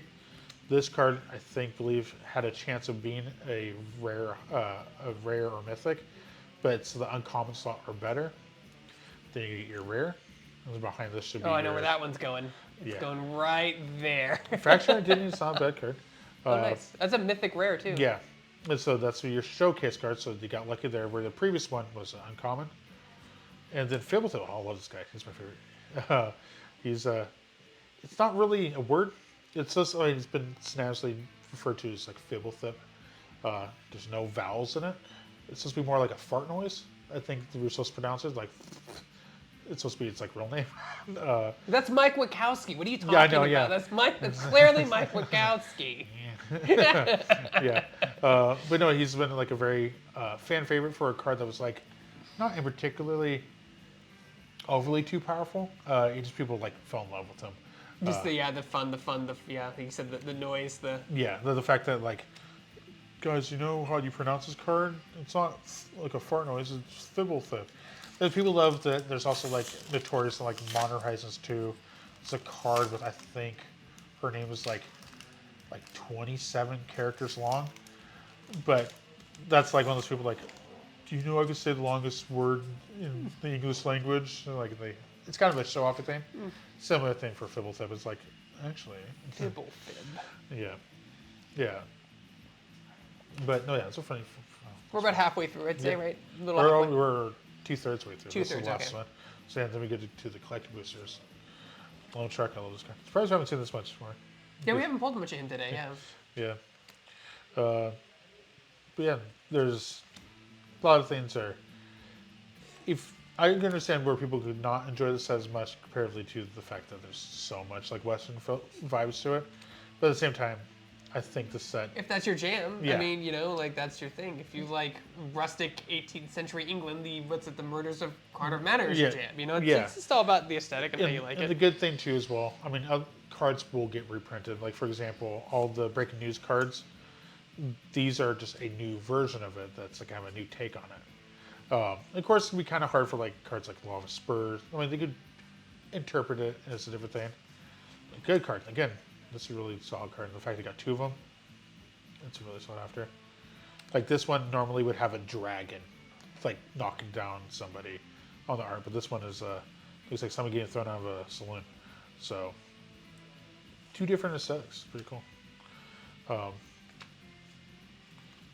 course, you get tokens. But yeah, we're down to like the last third now. We're getting there. Yeah, and that's where you get to see the fun stuff. No mana drains, no Terror of the Sky or whatever it's called either. So I mean, you begin pretty solid rares. Yeah, your mythic's been kind of not lackluster. Let's see. There's that. Rakdos. Those. But yeah, hopefully we're looking for like a Sword of Wealth and Power. That's gonna be a really good card. Okay, we got more mythics than I thought we did. Of course, mythics don't in particular depict like that's gonna be value because I know, funny enough, the slick shot show off is worth more than this Oko. So We talk about tabletop value, yeah, right? tabletop value. Yeah, that's the big difference, right? And also I just realized on the play booster pack itself, it just says the best of draft and set on it. So, but yeah, there's a lot of cool things in it. But yeah, hopefully we can see something, at least one more big card. I mean, I would say this pack's been pretty solid. So, this box has been pretty solid. Yeah, when we opened your box, it was a big miss. I Yeah. think we pulled one mana drain in the whole box, and and there wasn't nearly as many hits as we're getting in this one. The good cards, some of the cards afterwards, we've did go up in price. So some cards, it over time, really, it's very rarely this would happen, that the value kind of came back. Hey, talk about Terror of the Peaks. There it is. It's a pretty solid card, I guess. Oh yeah, we finally got Terror of the Peaks. Nice. Terror of the Peaks. Funny part was barely out of standard for like 2 years, a year or so. When they brought it back in. So this card is, it's just a value from top to bottom. Good in Commander, good in Standard, just good. Yeah, it's just good. Especially if you like Dragon decks. So I'll give you a quick rundown on it. So 5 mana, 5/4 flying. Pretty solid. That's like kind of standard. But the second ability is spells your opponents cast at target this card. To just target it, they have to pay 3 life to target this. That's before you say no to their counter spell or their spells, whatever.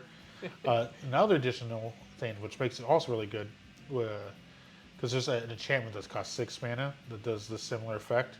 So the fact you're getting the effect of an enchantment on a creature for 1 less mana, or it makes it really good.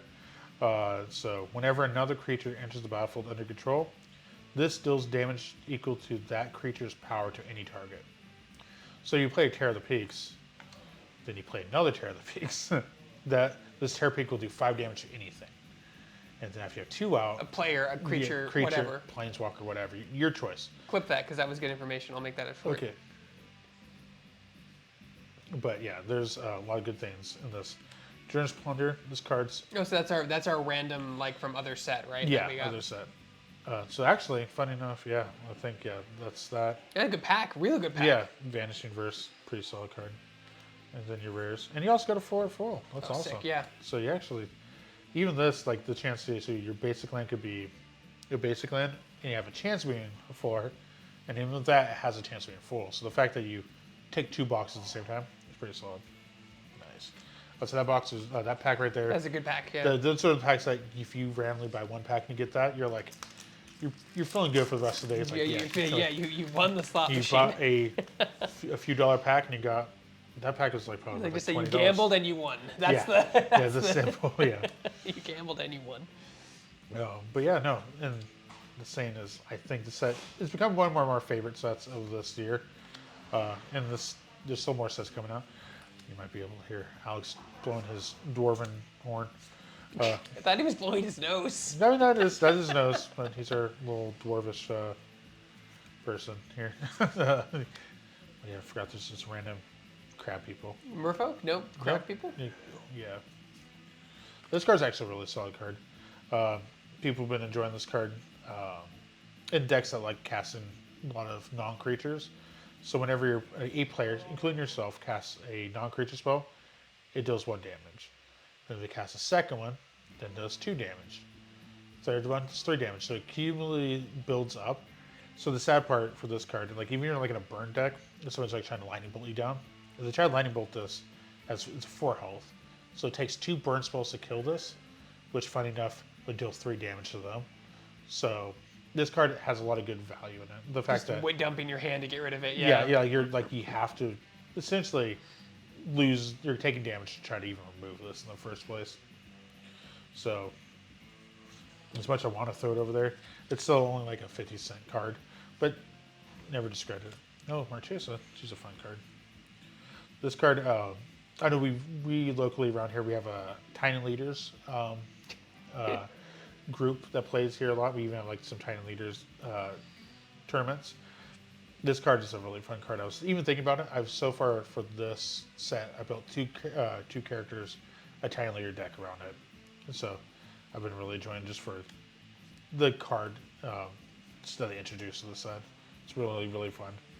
But yeah, no, the set's been, there's so much like flavor in it. It's like almost like bursting the seams, like between like the puns, the flavor text, the cards are introducing, the things to kind of like answer already existing archetypes. There's just been a lot of stuff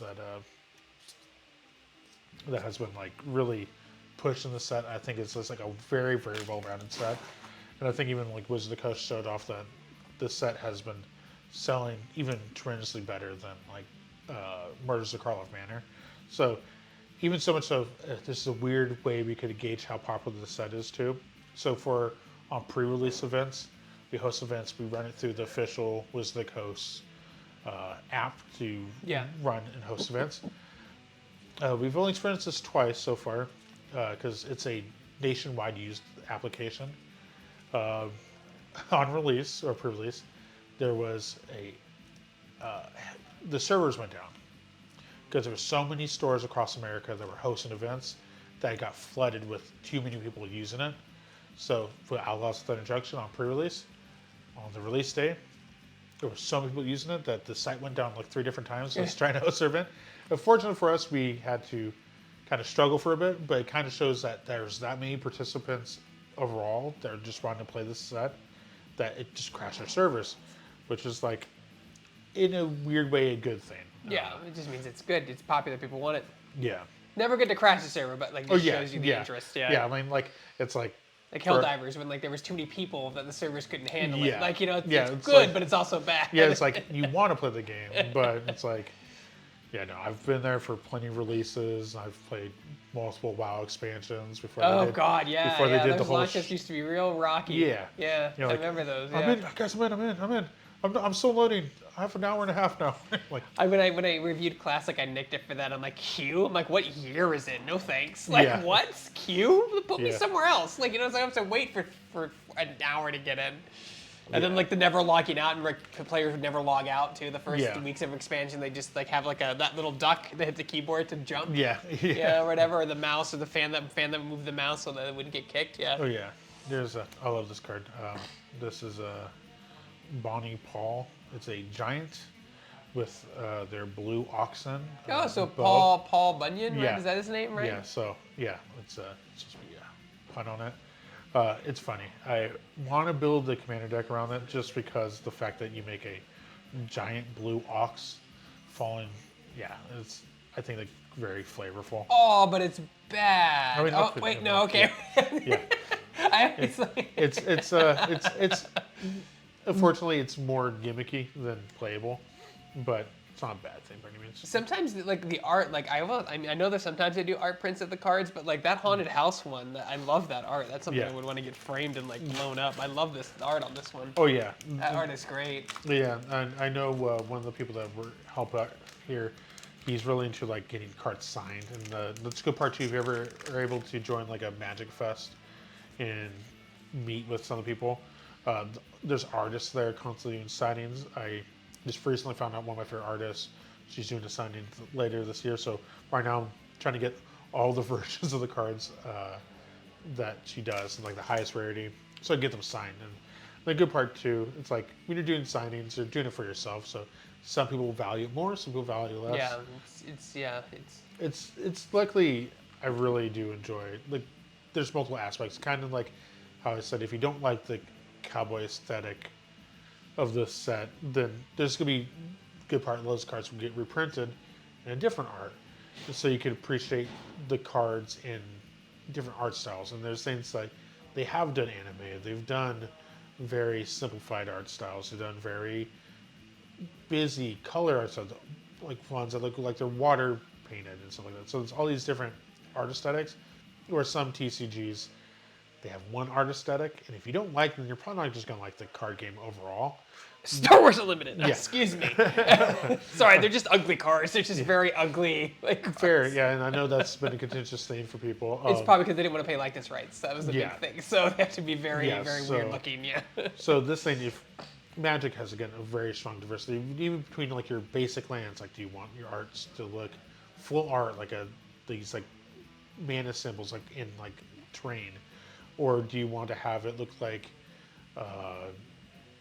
a Japanese like landscape and stuff like that? So there's all these various things that kind of contribute to like you could cater even the art aesthetic of your deck to your liking. And I think that's really cool. Where not many other TCGs have that opportunity to do that. You don't go to MagicCon, do you here? I It's like do the one thing you and Casey and Alex don't go to is MagicCon in Vegas. We right? do sometimes. Unfortunately, my friends, the group, one of my friends that participates in all those things, he recently had a kid, so unfortunately his kid was being born at the same time. So we were just out of respect doing like that. And of course, man, priorities. I know, right? I put a literal family before card games, but but outside of that, no. We try to do as much as we can because it's a fun, enjoyable thing where we could kind of also show us like, oh, we still have something. So we at least get one win. Like, okay, I'm not completely out of this game. I'm not getting too passed up by the younger generation, but no, it's been fun. Those things are enjoyable. They're definitely making them feel more like a convention, less of like a big tournament hall, because they have half the hall broken up to signings, people play things, meet with different like companies, Designers, artists, yeah. Yeah, they have even like panels and stuff like that. We got invited, but like for us, it's like a cost analysis time thing. So like it's if they pay for flight and hotel, we usually always say yes because it's just a good opportunity for us to get coverage. But like if they just give us a ticket, which sometimes we still cover it, it just gets complicated because now it's flight, now it's hotel for me. I'm away from the website for several days. Yeah, you know what I mean. So then you have to kind of break it down to be like, is it worth it for for all that stuff? And most of the time it is. Yeah, I mean, luckily.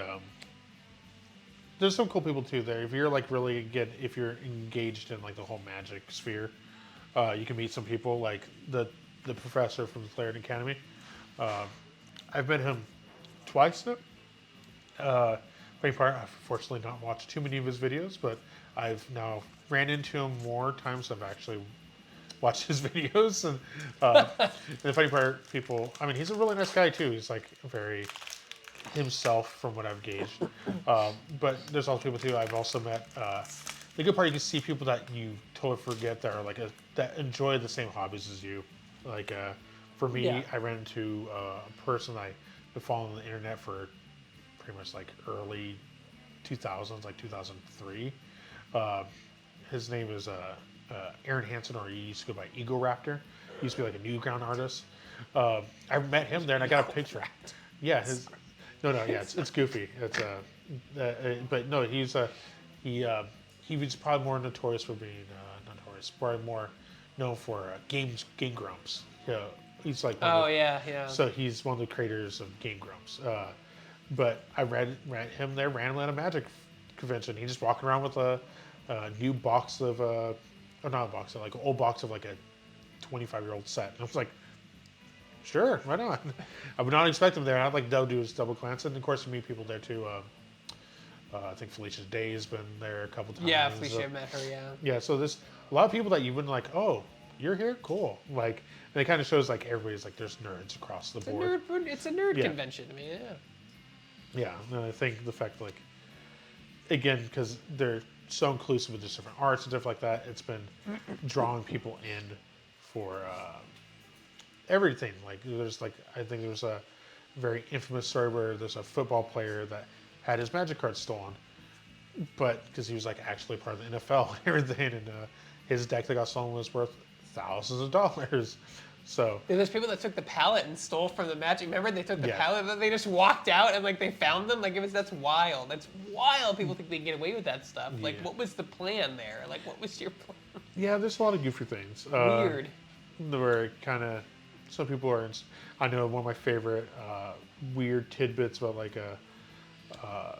Magic. There's this very popular, very strong card called Mana Crypt. They did. Oh, that's cool. Tinybones. I like this card. I'm trying to get this card. It's in art foil. But there was a thing there was this promo version of Mana Crypt. Somebody somehow got a sealed brick of them. Each one of those Mana Crypts were like 200, 250. So now. what's a brick? How many cards is It's it? like 300 of them. Oh my God. So it's just a solid, chunky thing of just nothing but pure. The other thing was selling online for like hundreds of thousands of dollars because it's nobody should have a factory sealed version of it. It's rare. There you go. That's the rarity we talked about, Yeah. right? Like Yeah, because it was. I think the original print was like a promo card, and then I feel like it's just, like that falls in the same category as like misprint card, Yeah. not misprint cards, but the ones that are damaged like from Yeah. the press line. Like Yeah. there's a market for it, but not really. Kind yeah, of. yeah. And the worst part was like that. Like if you were even break that apart and sell it separately, it's still thousands of dollars. But the Yeah. fact that it was a factory sealed version of it, it made it more valued. We pulled a crinkle cut card for the Fallout series. Oh, And yeah. Yeah, I don't know if it's worth anything, but Yeah, the market for that, My likely, binder at home. if you reach out to the right like forums, like there's like, as much as I don't want to always recommend it, but there's some Facebook marketplaces that people deal with it. But there's Discord channels people deal with it, and there's a lot of people that are looking for it. I know there's for example, there's a guy. He has like the largest. There's a card called Rainstone. He has like the largest collection in the world. He has like over 168,000 copies of it, with some misprints, some prototypes, things like that. And those things get into very rare circuit. Like it's almost too niche. So when you do finally sell it, it's going to be a while. But there's a lot of fun cards. Holy cow! Yeah. I gotta use the restroom real fast. Wait, no problem. Yeah, no. We're almost done with this, and There. yeah. All right, I'll be back. But yeah, for anybody that's interested, yeah, the set, I think it's probably again a very fun set, and of course, if you could participate in any like Friday Night Magic events or even like midweek or weekend Friday Night events for Outlaws Thunder Junction, still the draft's fun. Luckily, even more so if you even buy like a play booster box. I'm not sure if Greg threw it away, but there's like a little paper on top of it that tells you different archetypes between the colors. So if you happen to buy a box and you really enjoy this and want to participate in like a sealed event or draft, there's a lot of information on that paper that'll give you like an idea what to build if you ever participate in an event. And again, for example, this is I think a very strong card, very text heavy, but the pretty much way it works is it's a 1/3 death touch for 2 mana. Whenever it deals combat damage to a player, if you commit a crime this turn, you can sacrifice and search your card for your deck for any card in your hand. It's like a delayed demonic tutor, and of course, committing crimes, like I said earlier, was very easy to do. As long as you target anything your opponent controls or them themselves, that's committing a crime. So, unfortunately, attacking is not a crime because attack is you just declare attacks. But in black, luckily, black has the most amount like removals. That's actually a good card. This is probably the most amount of fast lands I've seen. This is the 4th one, I think. So, pretty solid.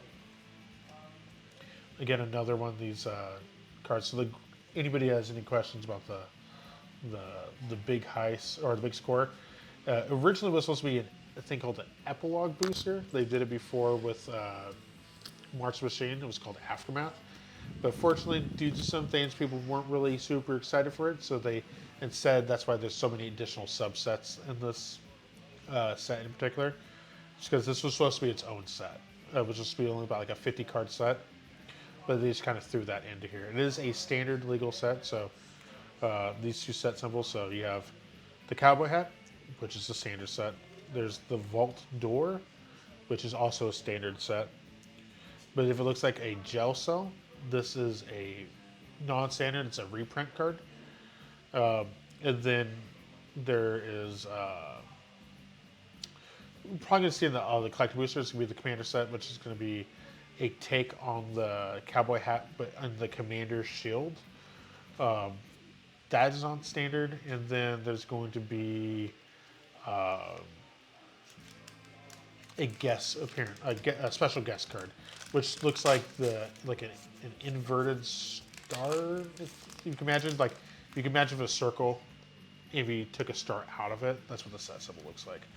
And that is going to be like those are very niche, and those cards can be more.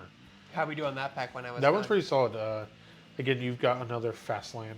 Oh, the fast And ones, this yeah. and this Beautiful one, art too on those. and this one is actually the probably most played one.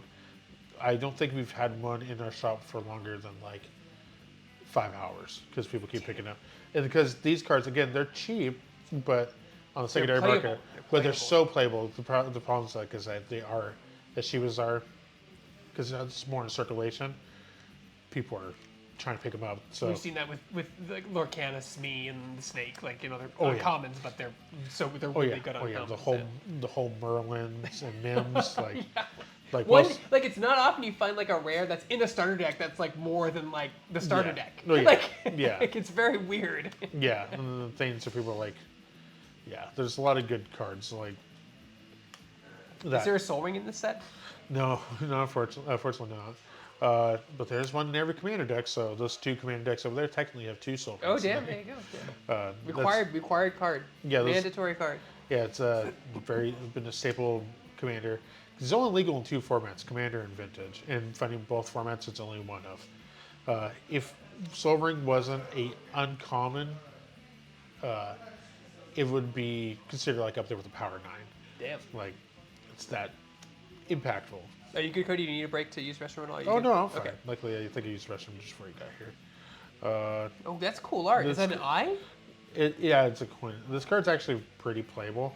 So essentially, you could, for 3 mana, search your deck for a card put on top, and then you do 3 black mana, draw 3 cards, lose 2 life, or you do both for 5 mana, search your deck for a card, put on top, then draw 3 cards. So Oh damn, that's really good. yeah, it's pretty popular, especially. Well, Commander, when you have one of every card, right? So you Yeah. you can filter it relatively easily. Yeah. But yeah, no, so many good cards that are getting. I think with the new modal cards of the spree mechanic, it makes cards very flexible, and having good flexibility in options. I think we talked about since we did the Ravnica set. Having options definitely give a card more playability. Yes. And sprees are all about options. Literally, technically, you can't even cast this card without choosing an option. So you can't just play black mana and cast for nothing because you have to have a legal target. So having one of these abilities are one of the things that require to cast a spell. So it makes it interesting. It gives it the flexibility. There's also people are comparing all these other cards to other cards that already exist. And then if you're called the new version of something, usually it's pretty good. So it's people like, this is like the new version of this card, or this is a new version of this card, which makes those cards very enjoyable. I think hopefully in one of these last packs, it's called the Final Showdown. That card is, I think, been dubbed like the pseudo like white Cyclonic Rift, just because if you paid enough mana into it, you keep your board and your opponents lose everything, which makes it pretty good. Another Fibble tip. Hey, Fibble. Wait, Yeah, that's Yeah, what it is. yeah, That's what it is. Yeah. yeah. Mike Wachowski. yeah. What's this for this week? Oh, cool. Is that another land? Did we get another? What was the one you put in the other? You missed it. Which one? That one. I haven't seen you pull that one today. Oh, this one? Yeah, this one's pretty solid. So each player shuffles their hand, graveyard into the decks, and then they draw 7. Then you exile this. The good part, you could set up by paying the 6 mana, And plot it. plot it, and then let's say you draw your hand card for a turn, or someone makes you discard all your cards. Like, well, this is unfortunate. I'm going to cast this for free because I already paid the plot cost. Shuffle everything together, and then draw a new 7. So just the difference between plot and time counters is that like it comes in whenever you want after that turn, and time counters come in after they tick down, right? Yeah, so Okay. the only restrictions for plot is that you can only cast at sorcery speed, so it has to be on your turn. No instance. During your Yep. main phase while nothing else is on stack. But the good part, usually, if funny enough, it helps a lot that it's a card in this, because there's in the big score, there's a card called Grand Abolisher. Its ability is your opponents can't cast stuff during your turn, so it kind of works in conjunction with plot very well. It's like, oh, because I'm only casting things at sorcery speed for my plot cards.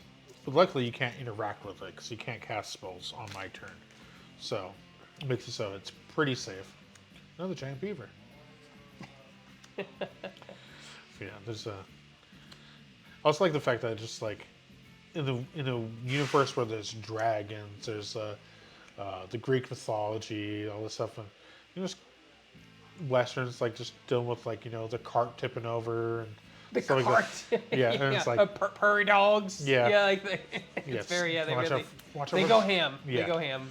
Yeah, like Sphinxes like just being a rogue though. So What was the one you said? It was it in Manners of Cornov? You said like they overused like some of the jokes like too much or something. yeah, It's just like, oh look, another joke like of the elementary. Okay, got it. yeah, yeah. Something like that. I forget what it was. Or But... like talk about a pun. Instead of divine intervention, it's bovine intervention. Oh. So you destroy target artifact or creature, and you make an ox instead. So Oh, nice. Transforms into an ox. Yeah. So you're blowing something up to make an ox. Again, I'm not sure you can see, but right here it will say storyline, story spotlight, and across the way it will say mtgstory.com. That's where if you want to find more about the set, there's chapters you can read, and there's some people that do some things. Oh, let's go one last job. Clear shot. Buzzer. There's nothing. But yeah, we're almost done with this box, and it goes to collector boosters, and that's going to be where we're going to see a lot more rares. Talk about how there's so many commons and uncommons. Those have so many commons and uncommons, but you're guaranteed, I think, minimum 5 rares per pack. I think even like almost a guaranteed mythic in a pack too, if I remember correctly, or it has a very high chance, like you have a 97% chance of getting a mythic or something like that. How often do they do the serialized cards things? I know that's relatively new. They choose what sets they want to. It's kind of like certain sets have a box topper, which on top of the box will be like a little package, a unique card to that set.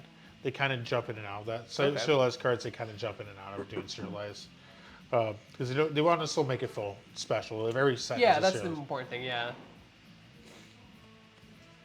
Also, love like the creature typings, like a porcupine mount. You have a shark rogue. There's been a snake horse mounts. There's the card typings are just everywhere, and I think it makes it for fun, enjoyable. Like you want to build like a theme deck, you could go for The mount mechanic is too. The saddle mechanic is fun. Yeah. Yeah. And then of course like everything has there's so much like flexibility with it. Like compared to other TCGs like Yu-Gi-Oh, for example, like if you're trying to build like a dinosaur wrestler deck, you get some in one set, you probably won't get a dinosaur wrestler card until like a year from now. But there's a consistent amount of humans, there's a consistent amount of like vampires, stuff like that, that each set, even though you might not like the aesthetic of it or might not care for most mechanics, there'd be at least a card in that set that can help you out. One of my friends, her ears are burning because you said dinosaur wrestler, and I'm sure she's like, "What?" She's like, Yeah. "I mean, dinosaur wrestler deck?" Like that. She had a D&D campaign, and she loved playing dinosaur wrestlers. Oh, that's awesome. That talk like Randy Savage. Nice. You know? Yeah. Yeah. Playing Magic in the morning. Yeah. Just like out of breath constantly. Yeah, there's down to the last 2 packs here for the play booster. But I'd say so far this box has been pretty solid. Much better than the box you opened. Yes, for yes. sure. I had to. That pile was much smaller in the value card department and the good cards. Yeah, I think this stack was like It was a quarter of that. Yeah. the It was box really- and the 2 collectors. Sometimes you get lucky, and it's just the RNG God giveth and the RNG God taketh away. Is Yeah. what I say. So yeah. talking about the again vampires. This is a pretty solid Your vampire. top assassin. Yeah. So if He's you, an outlaw, right? That's because assassin keyword, yeah. right? Outlaw. Yeah. Yeah. So yeah, again, all this stuff becomes more uniform the more you play it. Like you're like, okay, I understand how this works now. Yeah, then people you fizzle out the cards that are there for a specific format that you don't play, right? And then you start to Yeah. understand what they do. Yeah. That's why, I think Magic players, when you watch live streams, they're so fast because they know exactly what the cards do. They just Yeah. hit it next turn, hit it. They know. Both people know what they do. Yeah, and of course, like even so much so, like when I used to play, the promo cards for certain cards for like Friday Night Magics were textless cards. Yeah, you know what they do, Like, yeah. so the problem is like everyone's like, I want that card. That's kind of cool. I haven't Oh, actually- rad! We haven't seen any of those. Yeah, It's very comic booky. Yeah. So like a wanted poster. Funny thing about his lore thing, the only thing he really does lore-wise in the story, not really a big spoiler, he kind of just gets hurt, and then he's a plot point like, oh, he's hurt, we have to get him off this train. And What kind of card is that? Full art or what? so this would be called we showcase. Okay, we have. This is the first one we pulled in the box. Yeah, this box. It's a showcase of a character. We did pull the character, so actually, put this here, and I can pull out his other version. You can see the difference. And the only difference is just the art, right? And Yes. this is what makes the Yeah. card, like, it's not a tabletop value, but like more valuable, Yeah. quote unquote, Yeah. right? Let's see, where is he? Did I smell already? Maybe we didn't pull him. He's in here. Just need to find him. Put him in the bad pile. Is he in the bad pile? No. No. No? Question mark? He's not. Did you hastily there he judge the is. card? Okay, there he is. Yeah. All right, so it's the same card, So- just different art. Yeah, so 2 mana, so blue, I guess a blue. Ooh, don't want to spoil too much. Blue and a black, so is right there. Comparatively blue, black right there. Stat line is 3/2, 2/3, 2/3. Same text. Just this one has no flavor text. But yeah, and the good part, again, if you don't like, this doesn't have that and yes, it's Western because it has like the Wanda poster, but definitely has a more of a comic artist like aesthetic to it. But this one's more like, I guess both of them have like different, unique styles. Like, but if you want like, if you're running as a commander, people like more the front-facing person. Like Yeah. he's the lead of my deck, even more so because it's like physically taking up more of the space in the card. But yeah, it's pretty solid. Oh, during this card, it's pretty solid too. Most of these cards from the set, because they're supposed to be a much smaller set, and there's no commons in this set, this thing. So I think more so they only put the rares in this one. Screw the critics. But yeah, that was pretty solid that we got one of the showcase cards. This will be the last pack, and hopefully get off on a bang. That'd be awesome. Mana Drain? Where's Mana Drain? I know, not yet. Mind Break Trap is another card that's really popular in the set. Also the same rarity and takes the same slot. So hopefully you see something like that. Again. I can hear the twangy of the music. Oh, through yeah. This thing. Yeah, I have a Western loop on one of our music libraries. The prickly pear. Razzle Dazzle. and gold pan. And again, like I think the set is like it's not shine from their puns, but it's definitely like lets it have more. It's not overly abrasive. Like you might get a sigh out of it once or twice, but more times than not, it's gonna be real fun. Double Down, that's a pretty fun card. Oh, nice. Card pun. Yeah. Card games. Poker, Yeah. right? Yeah, and looks like that. What's that? Oh. Yeah, double down. I mean, we've got a mythic Yeah, rare. yeah, and off of the Mythic's not bad. Yeah, so this box is pretty It's solid. much better than the dude. I want Yeah. to go back and I want to look at your pile in Yeah, the the next fact box that, and see like, how small it was. We have almost like a deck's worth of cards that are just good. They're Yeah. just good cards, good pulls. Yeah. All right, so now we're going to move on to the thing everyone's been waiting for is the collector boosters. Yeah. As you're opening that, just give us a rundown of the difference between the collector boosters and Oh, yeah. why they're so expensive. Yeah, so collector boosters, like you saw, there was, even if you look at our rares here, not an abundant amount of foils. There's some here, like right there, but they're very sparsed out. You're going to see an abundant, a large surplus of foil cards in there, in like every section. Also going to see more rares, so if you did pure rare by rare in like pack to pack, these are going to be much higher. So even though there's only 12 packs in here, compared to the 32, you should pull more rares out of this than you will out of a play booster. Considering that on average you're seeing 1.7 rares. They do the order a little. Do they do the order weird too in these or no? it's Maybe, the same? yeah. So there's a difference between, let's check. Japanese printed cards. Luckily, I can check back here. This is made in Japan, so this we have to do in reverse order, unfortunately. But Is that what they do all their printing? so they, the most they've ever done was in Strixhaven when they did the Japanese exclusive arts. They did those in Japan. The collect boosters were done in America. The pre-release kits were done in Amsterdam. And then the set boosters and drafts, I think, were done in Belgium. So they're using 4 different printers. They all did interesting. Yeah. I bet it's probably because they need to make so much, right? So you can't just do it in like one location. Pretty consistently, the pack order, let's see. Much thicker paper too. On the... Yeah, so we have to do in reverse order for these. So I'm going to start flipping cards over, I guess. So we got Sterling Keeper. Again, we're going to see so many commons and uncommons, but each common and uncommon will be foil. Will be foil, yeah. So there's that. Take the fall. Again, you'll see a lot of cool foil showcasing on this. I mean, like it is a flex. Like if you have a deck that's all foils, that's a flex. Yeah. You know what I mean? Like that's. Yeah. And this set, I think they did a really good job on doing their selecting of the foil, like for the ground hairs in foil, the guys in foil, but the little things on the Ox itself is foil. So it's like cool, unique things. Of course, we're going to see a lot of these cards like we've seen in previous ones. But again, some cards, commons and uncommons, are very, very playable. Like I know, for example, like the Reach for the Sky, really playable. I need a soundboard so I can do like all the like from all the westerns and the Toy Story movies. Yeah. Reach for the sky. Yeah. What a missed opportunity to not have a snake in your boot card. Yeah. Like, wow. I think they did a lot. I mean, the fact that they have a Wile E. Coyote Roadrunner thing in this. This should be the Florent Land. Oh, beautiful. My wife's going to love those. She loves those ones. Do you want to put this aside specifically to make it a little she loves the foil lands. Sorry, I call them hollows because I grew up in the 90s. Oh, yeah. So no, fair. There's refoils and reverse foils now, and it gets confusing. Yeah. So these next 2 cards are going to be uncommon. I can guarantee that. One's going to be foil, one's not going to be foil. So the first one's going to be a non-foil, and they're going to be the breaking news cards. So we got a murder.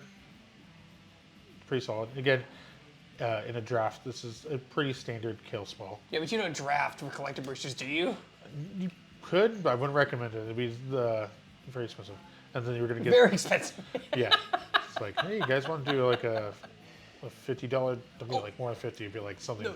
You need to explain to me this game that Tony was telling me about called it's like pull and tear. Oh, flip it and rip it? Yeah, what is that? So flip and rip it. It's like you pass a card and then you just tear it without looking at it, right? Or something like that. So normally in a draft, there's so many ways you could do it. Just do the most standard way if someone hears that, how you explain it to them. So sometimes you could do it like a promo pack. So for example, I know these 5 cards are all going to be rares in like Mythics. We could say we could shuffle it up and like play flip it or rip it. So the card flip over, we're going to keep. Next card, we're going to rip it. Oh God! If you have to do it without knowing. What? And and the thing used to be out of a normal draft booster pack, you shuffle it up and you flip it or rip it. You would flip all the cards, save one. There's so many ways to do it, but essentially you're going to put at risk one of the cards in your pack to be your rare, and if your rare is a good rare, it feels twice as bad. Why? Because people love making games out of everything. I do.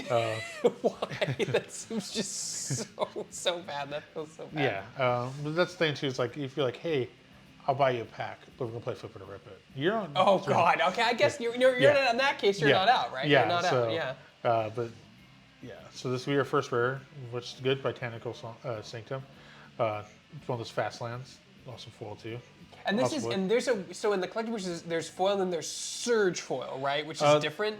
They swap from each set, so that's where it gets kind of confusing, at least on my. Okay. Like not as confusing for my part, but explaining to people it gets kind of confusing because they try to keep the fresh in each one. So this one in particular, the high-end cards are going to be like a textured foil. So the card's going to have it's going to be slightly raised, and you should be able to feel where the foiling is. It's going to be unique to it, but hopefully we get one that'll be awesome. Pretty solid card. So this is also another one of the standard set cards. I think the next card's going to be a commander card, if I remember correctly. Yep. So it's a commander card. You can tell the set symbol has a cowboy hat, but it's on top of a little shield. Okay. Can't really make it Yeah, out I from don't, this I don't have autofocus on, The- but okay. Yeah, so the set symbol is a cowboy hat on top of a shield. They do that for all the commander sets. They make it a special thing. But I'll say that. You like that lens, right? Yeah. It looks beautiful. I love this Yeah. these deep lens. Oh yeah, no. I don't have much. They call them, like in my industry, they call them glass, but I don't have much of it. I have 3 lenses now, and I'm starting to get into it. They're super expensive. Yeah, Multiverse, not a bad card. This card's pretty playable. It's not a bad pack. First pack. Only issue is you have to do everything in reverse order, so it takes a little bit longer. Yeah. But the good part, if you want to, So like, it's not. It's just the fact that they're printed in Japan. They can make collector boosters in Belgium, right? It's just the way that yeah. Japan does it So 1, 2, specifically. 3, 4, 5, 6, 7. So 6. The first 6 are going to be commons and commons. So uncommon. The good part, you could get some, again, because the common and common doesn't mean it's bad by any means. There's that one card you Oh, say I like love there. that art. I love Actually, that art. Yeah. The foil, actually. Honestly, I would like go through. I have bought lots of trays of Magic cards like over the last decade. I'd want to go pull some of my favorites and have the artist sign them, and they may not be valuable cards. Oh, yeah, but no. it's just like you said, it's fun to have them signed. Oh you yeah, know? and there's some artists that do stuff. If you ever want to, I would say you want to talk to Rodrigo here. He knows a lot of people, and he has a lot of cards getting signed. So the good part, that's one benefit of going to conventions. Yeah, I mean, I would like to go to MagicCon, but it's tough. It's very tough. Yeah, this is a swamp. I don't know if I would be knowledgeable enough to ask those questions either. Like, I'd interview someone about Magic. Oh yeah. Yeah, the swamps are. Hell yeah. This Yeah. is your uncommon breaking news card. Not bad. And then this would be the foil one. Pretty good. And then we're gonna go to our first foil rare. It's not bad. It's pretty solid. It's a mount card that can do stuff. The good part is people are thinking like little combos to do with this card. It's pretty fun. And this should be okay. This is the card. Pest Control, actually playable card. It's like a $10 card. For the fact it's like, funny enough, it destroys tokens, creatures very, very well. And also because it destroys 1 cross creatures or less, or permanents. So if somebody's doing like a whole bunch of tokens, like making like token copy creatures, like And that's the cost, right? Not the strength. It's just if yeah, they the cost cost, 1, like it how just much gets mana destroyed. it costs. So all tokens have a mana cost of 0. So like I make 30 Ox tokens, and like that's scary. I'm gonna That's scary. Okay, I'll gonna- play Pest Control. I'm gonna yeah. Trust me. It's like a Wrath of God light. Yeah, it's just like it's the smallest one, like 1 or lower. You know? This card's pretty fun. The fact Oh, that Varmint, yeah. yeah, so this one's still like if you're a deck that steals cards from your opponents, this thing lets you add mana to cast cards you stolen. This should be a showcase card. Contagion Engine, very fun card, especially anybody that plays Infect. Infect players love this card because proliferate. You choose any counter and you add an additional one of it. When you activate this ability, you do it twice. And if as soon as you get 1 Infect on your opponent, you can keep proliferating. And as soon as they get 10, doesn't matter if they have 1 billion life, they still lose the game if they have 10 poison. Oh, 10 poison counters, So- right. I remember that being, yeah. That's good. Oh, cool. Extended art, right? What do they Yeah, call that? yeah, extended art. Yeah, I'm learning. Yeah, so yeah, trust me, it gets. Ever since Wilds Will Drain and their Enchanted Tail cards, where they did a thing called a anime borderless confetti foil, which is just a mouthful, and also it's like, it's. If you look at it, it explains itself. But the first, like, if you have no idea what I'm talking about, it's just like I can't imagine what a confetti foil looks like, and then you see it like, oh, it makes sense. I loved that set. That set's Yeah. the most beautiful artwork I've ever Yeah. seen in a Magic set, honestly. The Wilds of Eldraine, what do they call it? Yeah. Edeline or whatever? Eldraine, I think. Eldraine, yeah, I loved that set. Really cool, like, storybook fantasy stuff.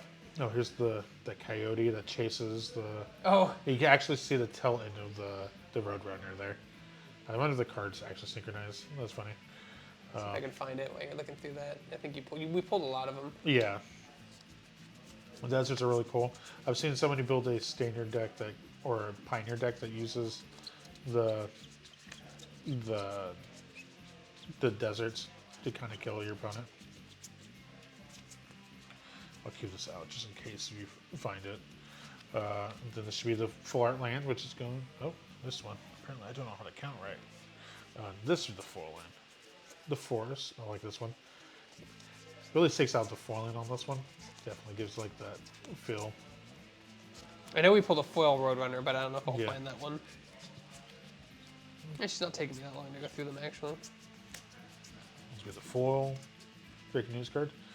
All right, this is going to if I can foil be your first rare. That's actually one of the tiny leader decks I just recently built. And I was playing it earlier today when Greg first showed up. It was fun because when he went with this card, talking about tokens, this deck loves tokens. It's really fun. I think if you have a deck that plays with a lot of tokens, it's really awesome. And also the benefit of, for the commander players out there, if somebody happens to play a dockside extortionist against you, makes a lot of treasure tokens. So the first time your opponent will make one or more tokens, you create that many, it only triggers once a turn. So if you get this out early and your opponent, oh, it's awesome. I knew we had it. Yeah. So, yeah, it looks like, yeah, kind of. Oh, I can see, yeah. You Do have they make some, those in like- extended arts or no? No, unfortunately, only do rares, but there's probably going to be like, if you ran to the RCA, even the rock in the back next to That it. is a everything. cool one, yeah. So it's funny. You're both 2/2s for 2 mana, both have haste. This one just has protection. When it enters the battlefield, another card gets. That's kind of cool. I like how even the funny thing that the coyote plots. So even putting more emphasis on the whole. He needs an Acme sign. Yeah. Let's see. That's a token. Okay. So yeah. Oh, Cabal. wily. Oh, yeah. Yeah. Okay, that's funny. Instead of cunning, yeah, same, yeah. Yeah. Same, yeah. Different, Alright, same so- adjectives. Generous plunder, not bad. Again, at the beginning of your keep, you may create a treasure token. If you do, target opponent also creates one, but it's tapped. At the whenever it attacks, it deals damage equal to the number of artifacts it controls. So it's Artifact like, heavy deck, yeah. it's like, well, here I'll give you a treasure token, but treasure tokens are artifacts that you tap, sacrifice, and make a mana. In particular, for this one, you give your opponent one, but if he attacks them, then they're going to take damage for having them. It's pretty solid. Oh, sorry. Next card is Smirking Spell. This card's fun. The fact that this has a cool flash mechanic. People are really excited for like what you can do in like combos with this. 5 cost, though. That's pricey. Yeah. The good part is so when it enters, you exile target spell and opponent control. So you do have to have 5 mana. So exiling a spell, that means spells mean they have to be on the stack. So if you're like, I'm doing this big spell, you're like, okay, I'm paying 5. You play exiles it. And then whenever this attacks, you could cast that spell for free. So like, I'm going to cast Mong Tutor. Like, actually, I'm going to pay 5, I'm going to exile it. Whenever it attacks, I get to cast Mong Tutor for free. Pretty solid. Next card is Collective Defiance. Not a bad card. Again, those modal cards that have those options are really awesome. Yeah, that situational, but like you have different ways to use them. Yeah, this one should be the foil card. Ooh, that's actually really cool. Was that Jace? Yeah, Jace. Oh, nice. This is actually the highest rarity of it too. This is actually a really good card. Actually, clip that. Yeah, it's actually. We thought I actually run this card in my We're deck. already like way better than what you were opening. Yeah, this card. The funny part, I just recently got the boardless version. I don't have the full one, so I personally would like this card myself. So this card's actually really awesome. There's a lot of people who've been running them. I know the restrictions of that. You can only play them after turn 3, your turn 3, but people found a way to cheat them out and do stuff like that. So you can play it on your opponent's turn 1 to 3. So this card it also has a lot of good mechanics. The fact that draw 1, discard a card, pretty common. The fact that you may exile a non-land card with mana value 3 or less from your hand. If you do, it becomes plotted. So you get plot free cards. And then it's -6 is really gross. It's 10 in a turn. Whenever you cast a spell, copy it and you may choose a new target. So Oh wow. and you But can, it costs six counters on him, right? but the fact that you get him out super early as a 2-drop, it's really awesome. That's a pretty solid. Can he be a no? Planeswalkers cannot be commanders, right? No, but luckily there's other formats they can. That Tiny Leader format I was talking about, you can run it as your leader. And then there's also another fan-made format called Oathbreaker. Similar idea. You can also run those cards as your commander for those formats. Oh, dinosaur token. I also like they definitely went for the Magic was really ahead of the curve with like, oh, dinosaurs were believed to have feathers. As soon as they heard that, they pushed that through very. Not a fan of the feathers Yeah. personally. But yeah, I think like they've proven that they did actually have feathers or Yeah. something like that. So like I get it. but if you grew up watching like Jurassic Park and stuff like that, That was a theory that was Yeah. eventually proven correct. I Yeah. think, right? Yeah. That was the case in '93. It was a theory that was proven correct. yeah. But I know people different aesthetics and like that. But luckily Magic caters between being very fantasy based and also tries to incorporate certain things. Yeah, I mean I don't have a problem with it. It's just people like certain aesthetics, and it yeah. doesn't bother me. Oh yeah. Pluto's a planet, right? That's the whole point. I'm gonna sneak peek these for you, Oh, sneak peek. Ooh. because I don't know what I'm looking at. Yeah, shiny. Oh yeah, oh yeah, oh yeah. But yeah. I know that card's a good card because it's been reprinted. Because I used to run that card. So Nice. All right, so this could be, if you didn't keep it in order, yes, we have the first one's gonna be the full art land, and then this should be the non-foil. Yahtzee. Uh, Oh, dude, we almost have a full set. We're missing 2 more colors of the. nice. Of course, the back-to-back full non-foil. The good part, in comparison, you can see how they do their foiling, how things are very. Oh yeah, the specific. comparison. Yeah. Yeah, and this card, it's a fun card. It's kind of expensive, but it has that madness cost, so you find a way to discard a card. So like with Jace, so let's say you're doing like a 3-color black, blue, red deck. You can draw a card, discard this. Instead of paying the 4 mana, you can pay 2 mana to destroy a creature. It's pretty solid. It's just be our first rare. Pretty fun. I always love a brush wag. Brush wags are pretty playable. They're also like people's like favorite like weird creature typing. Malcolm, not bad. Again, we've pulled them normally in the set. The alt art or whatever you call it. Yeah, So the the- showcase. Yeah, people like showcases, especially if they're running into it later. This should be. This one's pretty solid too. This is from the commander deck. It's funny enough, I think was the 2 commander decks. Did you get the Spellslinger deck, commander deck? Yes. This is the alternative commander for that deck. Oh, cool. Yeah, it's pretty awesome. I know some people built the deck around him. Villainous Wealth, pretty solid card. The fact that, again, things you can pay X into, usually commonly found in green, but this is like a multicolored card, so you have a lot of stuff there. Last card you have in here, Reanimate. This is actually a really solid card. That was the one I talked about. This I used is- to run that card. This card is usually like a $10+ card. The fact that this art in foil, I think is pretty solid. It's a pretty good card to pull. So far, again, your box has been only this is like 5 packs in now. This will be your 5th pack, I think. You've already made up my first pack box that we opened. Yeah, that was a rough. Like I'm not even nearly as an expert as you are, but like I knew that box was rough. I was like, wow. Let's go to the commons real quickly. So you got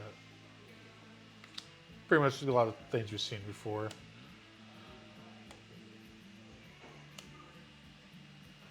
Yeah, I recognize the art. Yeah, the different printings they have all over the reanimates. Yeah. Yeah, the card's Reanimate's just it's a played card. If people just wish it was more legal, more formats.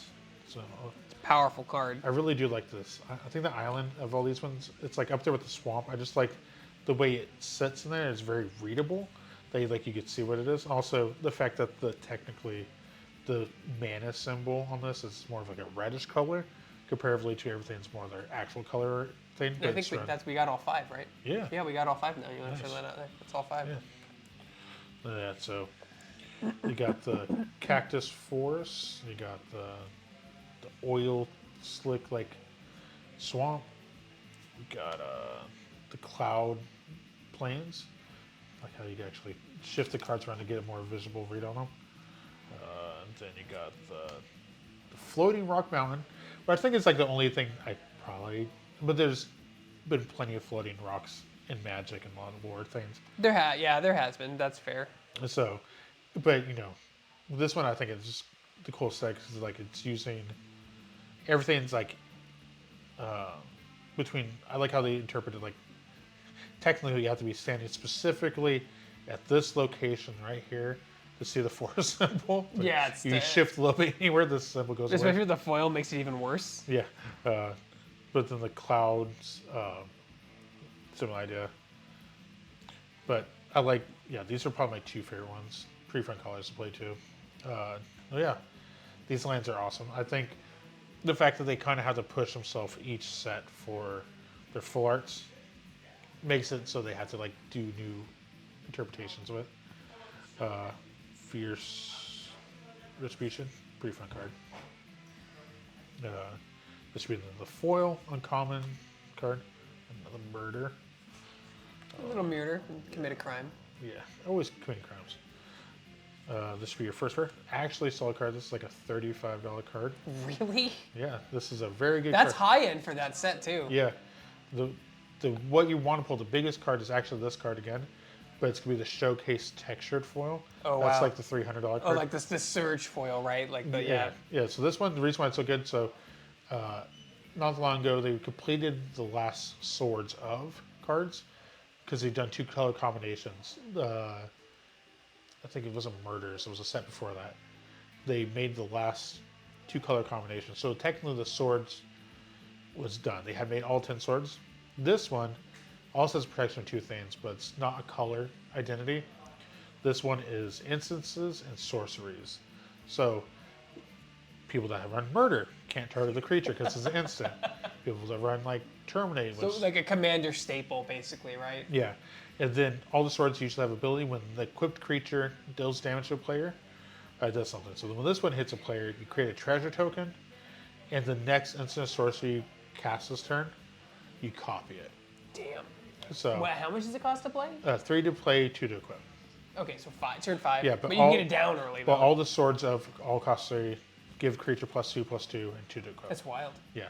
And the first ones originally came out in Mirrodin, so early 2000s. So yeah, they finally completed the whole 10 sword cycle plus now this.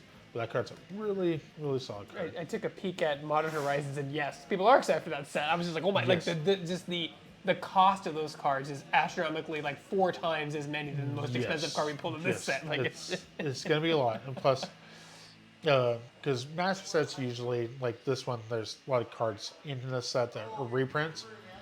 But in Modern Horizons 3, they're injecting a whole bunch of new cards.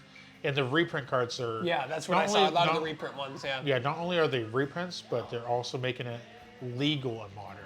So there'll be cards that wouldn't be modern legal, but now are going to be modern legal. What do you think? Like, what's going to be printed? What was printed less? Fallout or Modern Horizons 3? Another Reanimate. Wow, it's pretty solid. This pack was amazing. Oh wow, another one. Yeah, you're right. Yeah. Sorry, what was the question? So like, what do you think was printed? Will be printed less? Fallout or Modern Horizons 3? Fallout. Okay, so Probably because people are already... So they're doing something unique for this Modern Horizons, because again, Commander became the most popular format. They're making Commander decks for this, which is unique, in that it is a specific format made set. It's made specifically for the modern format, but they're making collector Commander decks for it, which saying any card is Commander legal, but not vice versa. Commander cards are not modern legal, so they're making cards that are not going to be legal in a modern set, literally called Modern Horizons. And even more so, they're making collector versions of those things, of the Commander decks, which means the whole deck is to be foiled. damn. And some They're not people messing around. some people are already like pre-purchasing the set of 5 Commander decks for like $600-700 already, and people are speculating to hit up to like $1,000 for all 5, so making around $200 each for a Commander deck. It's kind of pricey. They did this once with what was it called? The Warhammer decks. I mean, the 4 Warhammer decks. Those decks were going for 180 to, I think, one of them up to 300. Let's finish I know one of the Fallout decks, the Mothman one, got really high really quick because it was good. It was just good. Yeah. It was just a good deck. That can happen. Yeah. The last card was a fun card. Center foil. Again, the highest. Oh, nice. We're rarity getting Yeah. my luck. Your luck with I know. As long as what I need to do is whenever I need to open new products for myself, I need to like, hey, Greg, you want to run a stream real quickly? Like, Greg, why don't we switch? You can open up our packs, and then we'll open your ones that the wizard sends you. Yeah, but luckily, but good thing I've seen boxes just like this too as well. It's random. It's yeah, random. yeah, Like yeah. there's no way to argument. There's no Yeah. cheat way. There's no weight packs. There's no Yeah. a system. It's just random. It's random. It's random. Yeah. But yeah, no, I think so far, now we're just officially, this is halfway through this box, and it's been fairly good. I would say right now, you're looking for like at least one more solid, decent hit, and then the box is pretty much like paid for. This, yeah, you got more of these. You've got at least 6 more. First thing is Fling. I love the art style. This is just throwing a skull. I think even more so the guy's throwing his own skull. We have foil. Pretty solid card. Oh, nice. Another land for my wife. Perfect. This could be the first rare. Hey, Paul Bunyan or. You Bonnie like that Paul. card? Playable. Yeah. Playable, right? Yeah, I think it's a very fun card. And of course, it's foil too, so it makes it a little more sought after. But that's cool. That's another train thing. Oh, nice. I wonder, I could take a look later and see if we happen to get more of them. But again, it's just 5 of them that makes it full train set. The pile of good cards is already 4 times the Yeah. size of yours when we did the live stream a couple weeks Yeah, ago. then the sad part, there's already a card. But that's the game, right? That's part of the hobby. That makes you feel special when you pull something, right? That's the Thoughtseize, point. another good card. This card is Oh, wow. heavily played in. Luckily, it's not standard yet, but people believe it could be. It's really heavily played in Modern and Pioneer, and some people run in some other decks. What does it do? So it's 1 black mana. Your opponent a target player reveals their hand. You choose a card that's not a land. They have to discard the card. You lose 2 life. They lose or you? You lose. Okay, so it's a life. Well, it's 1 cost, yeah. Yeah, but the thing is, like, turn 1, like, oh, It's your hand. you're your first turn play. I'm gonna get rid of your first turn play. Oh, you're 1 counter spell because you don't have mana for it. I'm gonna get rid Yeah, of if your you counter know spell. what their deck does, that's very And the good part, powerful. you also look at their hand too, like, oh man, you kept a really bad hand. Okay, I'm going to get rid of your first playable card, and if you kept a risky hand, it punishes it. And then certain decks, you actually want to lose life, so it adds more of a benefit. The fact Jeez. that, the last card from this one, that's cool. This is, Oh, standard art. yeah, this card's interesting. It's the first card to ever refer to the word modal. Modal? Yeah, so modals, as long as there's multiple options, again, self-explanatory. Oh. Yeah, so all your cards that have options, this card wants you to have those. So all this free cards and stuff like that, oh, you have a card that says choose one of X. This card's like, oh yeah, you're going to choose more now. So it kind of heavily pushes that whole idea of that it makes certain archetypes. And good part too is like cards like this can make a card that was like so years back ago now a very playable card. Yeah, now we're down to the last half of the box, but again, this box is really sucks. Like even pulling your 2 reanimates, the boardless Jace, the sword, it's just so many things have been consistently, and like and the fact that we're only halfway done with this box. Yeah, it's been a very good box to us. Yeah. Reach for Sky, really good common. This card's pretty okay. It's just that's the rare. Yeah, the I'm rares. gonna sneak peek it. Go ahead. Yeah. Sneak peek it. But yeah, no, this again, the fact that like the fact that the packs kind of get catered to everybody. Like if you're a commander player, the collector booster helps with that. So you don't have to buy the deck. You could try your shot and try to get it. And of course, your local game stores, we've probably all opened plenty of packs, so we have a large selection of it. Yeah, you guys have a lot of stock, which is great. I mean, having stock is great. Yeah. I mean, there's a lot of people who argue having stock is bad, but no, No. it's good. Having access to play the game is important. Especially because a lot of our Friday Night Magic, sometimes we give people the opportunity to choose what packs they want for price support. So having the choice, and then recently we've been getting some older sets. Like recently we just got a original Theros box in. So we're gonna plan maybe in the future doing like a throwback draft of like an older set. So we're gonna try to incorporate those in the future things. This write down. This can, after we're done with that, the comments are done. Now it's time for the rares. Now it's time for the good thing. Hey, Again, I like Hey, how that's a coin. That's not an eye. it's a coin in the eye. Oh, okay. It's like focusing so hard on it that it's like showing. It looks like a dragon or a lizard eye. Yeah. I think funny enough, it's supposed to be the rat, the vermin, and it's because it's stealing stuff. It's like I'm gonna steal a coin from you. Pretty solid. Very good playable card. What's that card called again? It's called The coin. Insatiable Avarice. Okay. So I was trying to read cards. Sometimes the foiling could like blind you. But this card, I think it's pretty cool. Insatiable avarice. Avarice. Avarice, yeah. It's full of so much greed. And for the Overwatch players, we have High Noon. It's high noon. Yeah. Gotta love a competitive game that has an auto aim alt. Sorry, I won't duck on the game too much. I'm so good. Everyone dies. Yeah. Stelly, that's one of the decks you got over there.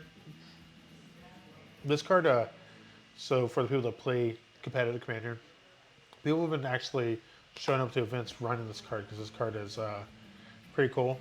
Good commander card. Yes, very. That's actually the leader. This is the leader of that deck. If you Oh, look. the Spellslinger. Yeah, Stelly. The fact that whenever you cast your second spell each turn, exile top card of the library, you have to end the turn to cast it or play the card. And then whenever you cast, you copy instant sorcery, you only copy if you cast 3 more. So first spell doesn't do nothing. So you could play her, then play an instant sorcery, trigger her ability, exile top card. If it's another one, you could cast it. You could tap her, copy it. There's some cool decks that were running cards that this were pretty mean. There's a lot of cards that untap your character, so people can like play a spell, copy it, play this, untap her, copy that same spell again, do stuff, and then like copy the same spell like 7 times. Yeah, it says here on the box. It says unleash big turns. Sling multiple spells, unleash big turns. Yeah. Yeah, the card. So it's been getting that CDH play, that's like competitive play. Path to Exile's been a commander staple for a long time. It's like, oh, also an isometric RPG. Yeah. And then last card was like Defiance. Not a bad card, but Stelly's been going up in price, and I know a lot of competitive players have been enjoying that card because blue-red has legitimately all the answers. Like you can say no or no you a lot. So like it's like just like very. You can also make a streetcar named Desire deck and runner. Stella. Stella. So for the older theater audience out there. Some more vampires, birds, foil giant beaver. That's nice, like my shiny beavers. Yeah. Got a beast bound up. Is that bad taste? Am I gonna get canceled? No. Not for liking beaver. I think you get support for that. Talking about the card, man. Yeah, People take their mind out of the gutter for 2 seconds. Good People Lord. don't like wildlife. Got another foil basic land. It's pretty. Yeah, you're gonna have so many of these, especially with the other one. Oh, I love them. I love them. My wife loves them. Yeah. And plus, from the previous one, you picked up some of those too, so you should have like a decent bit of them. So you should be able to flush out your whole collection. So you ever build a deck, you're like, all right, today I'm feeling cloudy, so Cloud decks, yeah. yeah. And then accumulate. That's pretty good. Then go to the rares. The first rare is going to be Wily Duke. Pretty fun card. Nice. Is he some Native American? Is he Native American? It's kind of, I believe so. Yeah.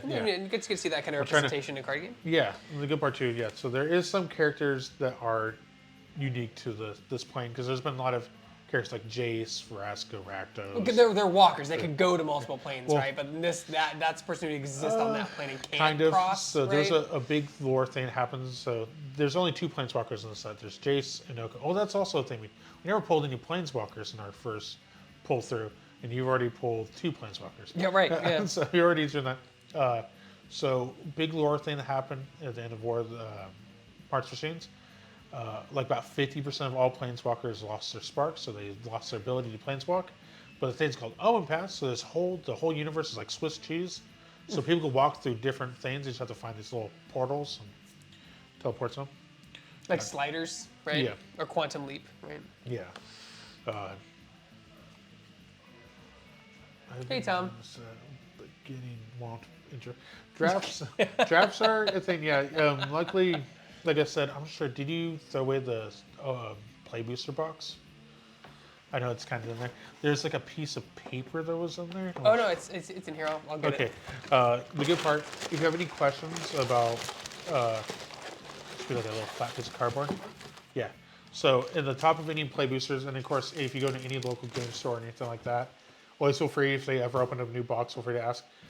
This is actually giving you a breakdown of all the archetypes of what's in the set for drafting. So they choose every 2 color combination, so there'll be 10 options here. And it'll tell you what each 2 color pairings are going to be doing. So it's going to help you make a little bit of your deck a little more cohesive. And of course, if it's ran through any drafts through, let's say, the Magic Companion app, there's even things in there during the draft things. If you sign up to that, they give you a breakdown of what you should be looking for in running a deck. So there's a lot of helpful things there. And of course, if you ever play on Magic Arena, there's always things you can always just Google, unfortunately, the archetypes. But That's cool that they include that though, so you can build around it. So yeah, and of course, anybody, any local game store, always feel free to ask them. But yeah, it's really cool, and it kind of gives you a breakdown how to play it a little bit. And of course, draft and seals, that's always going to break down to be card pull. What you pull off, it's going to always be really good. And of course, because you got a rare, doesn't mean you always have to run the rare. It's kind of a thing. You have to, it's ebb and flow with it, but yeah, it's a good part. We are back in town. The boys are back in town right now. I need a soundboard. This card's a really fun card. I also like the art too. The foil looks really amazing on it. I thought they were all so they're not all foils in the collectors. All the commons and commons are. But okay. But you're gonna get 5 rares. So far, 2 of them, and then the next card's gonna be a full rare. So you're guaranteed at least 2 full rares in each one of these packs, plus your 7 full commons and uncommons, plus your other showcase 1 foil and your foil land. So 10 of your 15 cards are to be foil, I believe. And this is the last card. That card's really cool. Oh, cool art. Yeah. What's it called? Greed's Gambit. It's kind of like an okay card. It's nothing super amazing, but it has a lot of stuff going on to it that can have a lot of benefits late game. Let's see, we're down to our last 4 packs. They're much faster on the collector boosters because there's not 24 of them in a box, right? Yeah. And plus, I've figured out, so these are all going to be commons and uncommons. I'm going to sneak while you're doing Yeah. that. Gives you a little. And of course, because, I really like the full on that card. Let's see if we get the right angle on it. I think we did very good in this one too. I think I recognize some of the bigger cards, yeah. Cool. The foil, I just like the selective foil on it, and this like really pops. Oh, yeah, I see like the gems and the bottles, yeah. Like it's almost like this, like illuminating. So we could dull it down so it's not as bright. But yeah, this really pops. I like the foils on this. Yeah, it's pretty enjoyable looking at this. So the foil land is going to be a island. I'll enjoy these. Nice. This could be your like non-foil, uncommon showcase. Tornado, your favorite card. Yeah. Today's for class, Thorny. Thorny with a chance of splinters. Yeah. So this is a 4-1 clear shot. Pretty standard card. Let's get your first rare. Gets actually a really slow card. I think the card's like almost like $20 right now. If you're running a skeleton, but mostly a zombie deck. So whenever you commit a crime, each turn you create 2 tapped zombies. It only triggers once a turn. But because you're playing black, very easy, like, I'll destroy that. On my turn, destroy this. Do that. Do this. You're like, there's even cards that just commit crimes by tapping it. So the fact that you're making 2 zombies, and then of course in a commander setting, 2 zombies at a turn, 2 zombies at a turn, 2 zombies at a turn. Yeah, but only once per turn though, right? You I know, can't, yeah. start doing but like if, stacking. in a pot of 4, if you get 6 zombies, it's my turn now. Also, all these zombies get +1/+1 in menace. So you attack with 6 zombies next turn. And then on top of that, you also have the fact that it's they have menace, so that'll be blocked by 2 creatures each. So it gets out of hand very easily. And also to target her, to even target her with any spells or abilities, you have to spend 2 mana in addition to casting the spell, and you have to pay 2 life. So Oh, that's brutal. Yeah, the card's very solid. No, a lot of people have been really enjoying her. Rakdos turn up, so close. I'm trying to collect all these arts. External foil, Miley Beckert, one of my favorite artists. If you could check out any of her work, always recommend it. It's really fun. Team of cards pretty cool.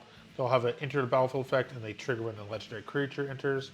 This one is when it enters, return target creature from a graveyard to the battlefield with 2/1 counters. So it's 5 mana, reanimate thing.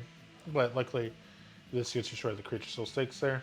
And then whenever a legendary creature enters, or whenever a legendary creature you control dies, deals damage equal to the power to a target opponent.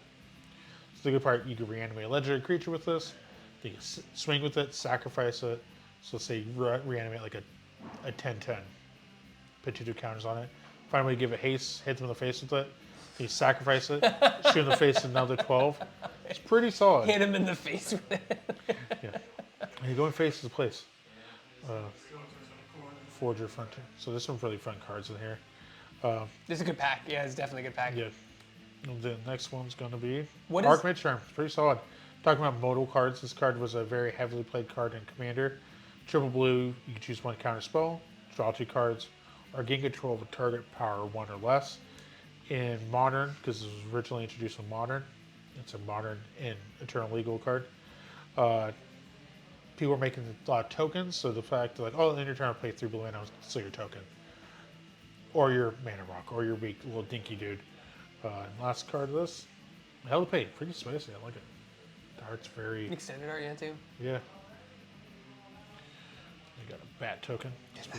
And then we're down to our last 2 packs here. So, What is the when a rare is good in general, like, and it's a foil, does it double the value of the card? Like, Yeah. how does that work? Basically, so usually- if it's a $5 card, it goes to 10. well, it matters. So, for example, if there's a highest rarity of something. Oh, like you talked the surge foil. Yeah.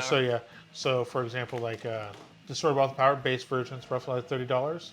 If you get that raise foil, it's $300. So it times 10's the value of it. But the raised foils are super, like, Yeah. they're super hard to get. They're like think- enchanted in Arcana. Yeah, I think we've seen probably in the shop maybe 2, and that's after going through X amount of display boxes of this. I'm gonna sneak peek these for you.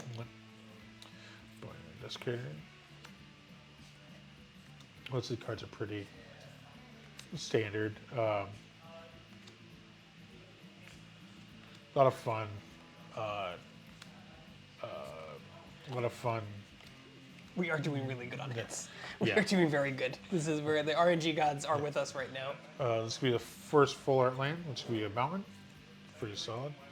Then it's going to be the uncommon breaking news card. Right down. And it's going to be the foil uncommon breaking news card. Journey Nowhere, pretty solid.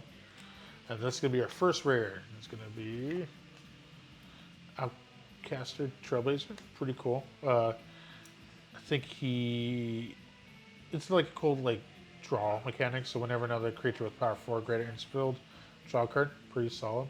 And then also has the fact that when it enters, you make a mana. So if you plot it, you could essentially on later turn play it, get a mana, use that mana, then cast the creature, draw a card. It sets up for a lot of cool things. The Calamity. It's cool. It's also a legendary creature, so it could be a commander if you wish to. But I think it's pretty fun. I don't know if it's just want to eat creatures. No, it makes a copy, I think. A copy of it. Yeah. So. Sand Scout. It's from one of the commander decks. I forget which one it is. I think it's the desert one. Yeah, it's the desert one, which I think it's the other one you got. Desert Bloom. Yeah. Mindslaver, pretty fun card. This used to be a commander staple back when Commander first came to the scene. People were playing this in almost every single deck. And the last card from the set. Ooh, cool. we keep grabbing them. We gotta play some I like of we those. just keep like escalating. So we got the base version, a foil, external art, external foil. I think that's the highest version of that one, so it's not bad. That's awesome.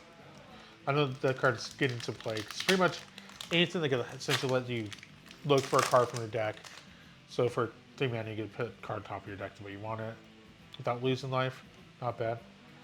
All right, let's do 1, 3, 4, 5, 6, 7. These could be the commons and uncommons. I'll sneak peek. I like sneak peeking the way you go through the Got comments. some I think that's fun. Skullduggery. The Armadillo. The Roadrunner. All I didn't do is wait and we got the runner. The canyon. Yep. So that's pretty much that. Again. We got a really good one on this one. Awesome, awesome. Spoilers. Spoilers. I mean, hey, they deserve if they waited this long. First one's with the Fort Swamp. Again, Greg's gonna have playsets. Yeah, I'm really excited about the playsets for the foil The stuff. first uncommon breaking news card. And let's go with the foil one. I have like 20 of these now, I think. Yeah. And then this will be our first rare. Laughing Jasper Flint. Pretty solid card. Again. I know where that one's going. Well, luckily this one's foil, so Oh, it goes in the good. When it's foil, it goes in the good pile. yeah. Okay. Tinybones. This Yeah. card. This card is a card that we can't keep in store longer than That like, is the most popular card of the set. Yeah, it's really popular. Yeah, I'm trying to think of a deck to run with it. It's really fun. I think it has so much flavor. And also, I found some lore about it. The reason he steals because he has a family he's trying to take care of. He has a little skeleton family. So It's those skeleton family. They need food, I guess. Do skeletons eat? How do they? yeah.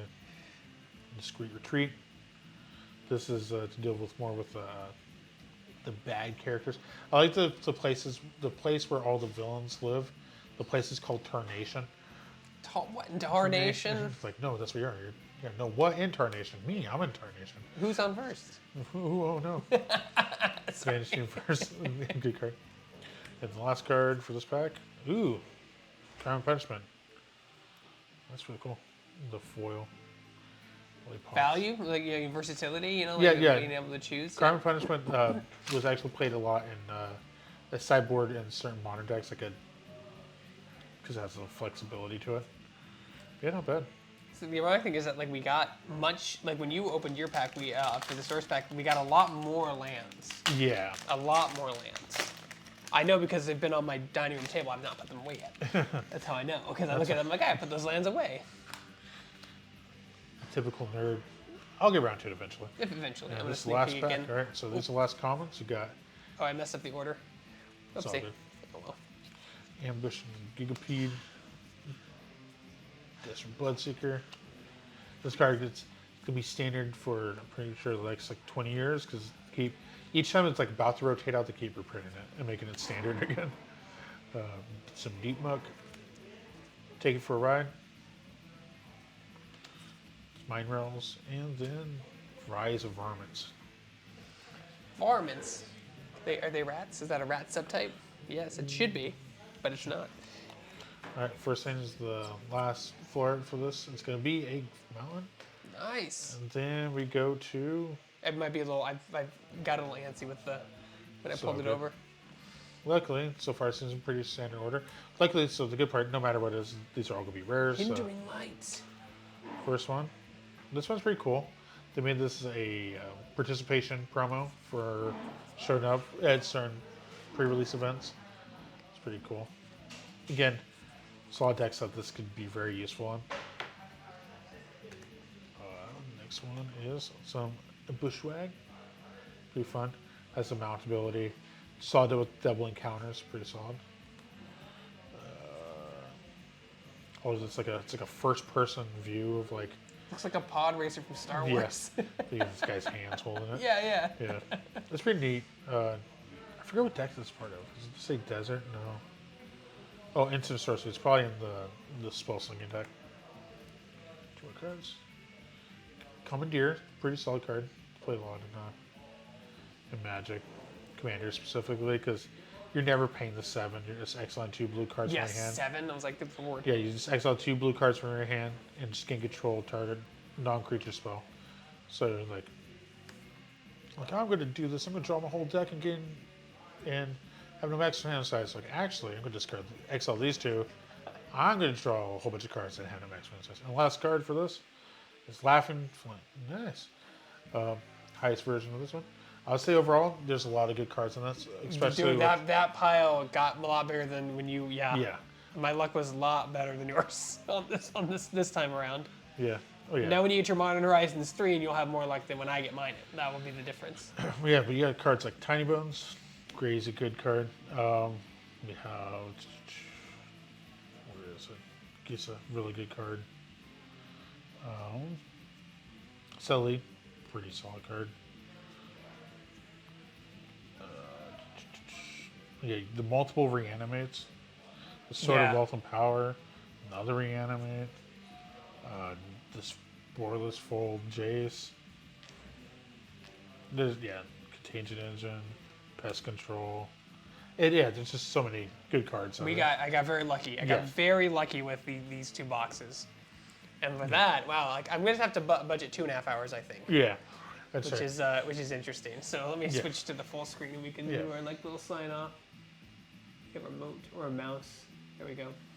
So guys, thanks for watching. Cody, as always, thanks for coming on the show and like educating me about Magic. It's been decades since I played it, but I am slowly getting back into it. So that's kind of cool. With a lot of good pulls. Yeah, a lot. And then we'll be back definitely for Modern Horizon 3. Yeah. When you guys get that in, because Casey will contact me. And we might even be back with some Lorcana as well, like when you guys get that. Too. So that comes out in about 2 weeks. Weeks, 2 weeks from today, actually. 2 weeks for you guys, 4 weeks for Big Box. Yes. So and then for Modern Horizons 3 in particular, that comes out. We're getting it June 7th, so the first Friday of June, and that's a week before other things like Amazon, everybody else gets theirs. So we'll be doing pre-release all the weekend for that, and we'll also have releases. So we're really excited, and they're currently in spoiler season for Modern Horizons 3. So stay off the internet if you don't want to be spoiled. But the good part, like, it gives me some time to catch up. So when I look at cards, I'm not like, what is this thing? But no, it's been very fun. And of course, been enjoying opening all the products and everything. It's watching these cool pulls and also living pack vicariously where I don't actually have to look at things like, awesome, now I have to sort these away immediately, which makes it feel a little bit easier. So it gives me the juvenile appreciation for it. Like being able to enjoy it without having to think about work. I mean, still. But no, and thanks again to the Sorting Board. Like, if you guys are in Ukiah, California, stop on by. You can't miss it. It's a great little store. We're open Casey, Cody, Alex, Malachi. There's a whole bunch of people. They're super knowledgeable, so come on in. So thanks to them again for hosting the space as usual. We're in their, what do you call this, the D&D room, your gaming room? This whole room looks like you have a blue dragon head behind us. Like some theme room for board games or D&D now. Stop on by. Support your local gaming stores as usual, and we'll see you guys next time. Thank you.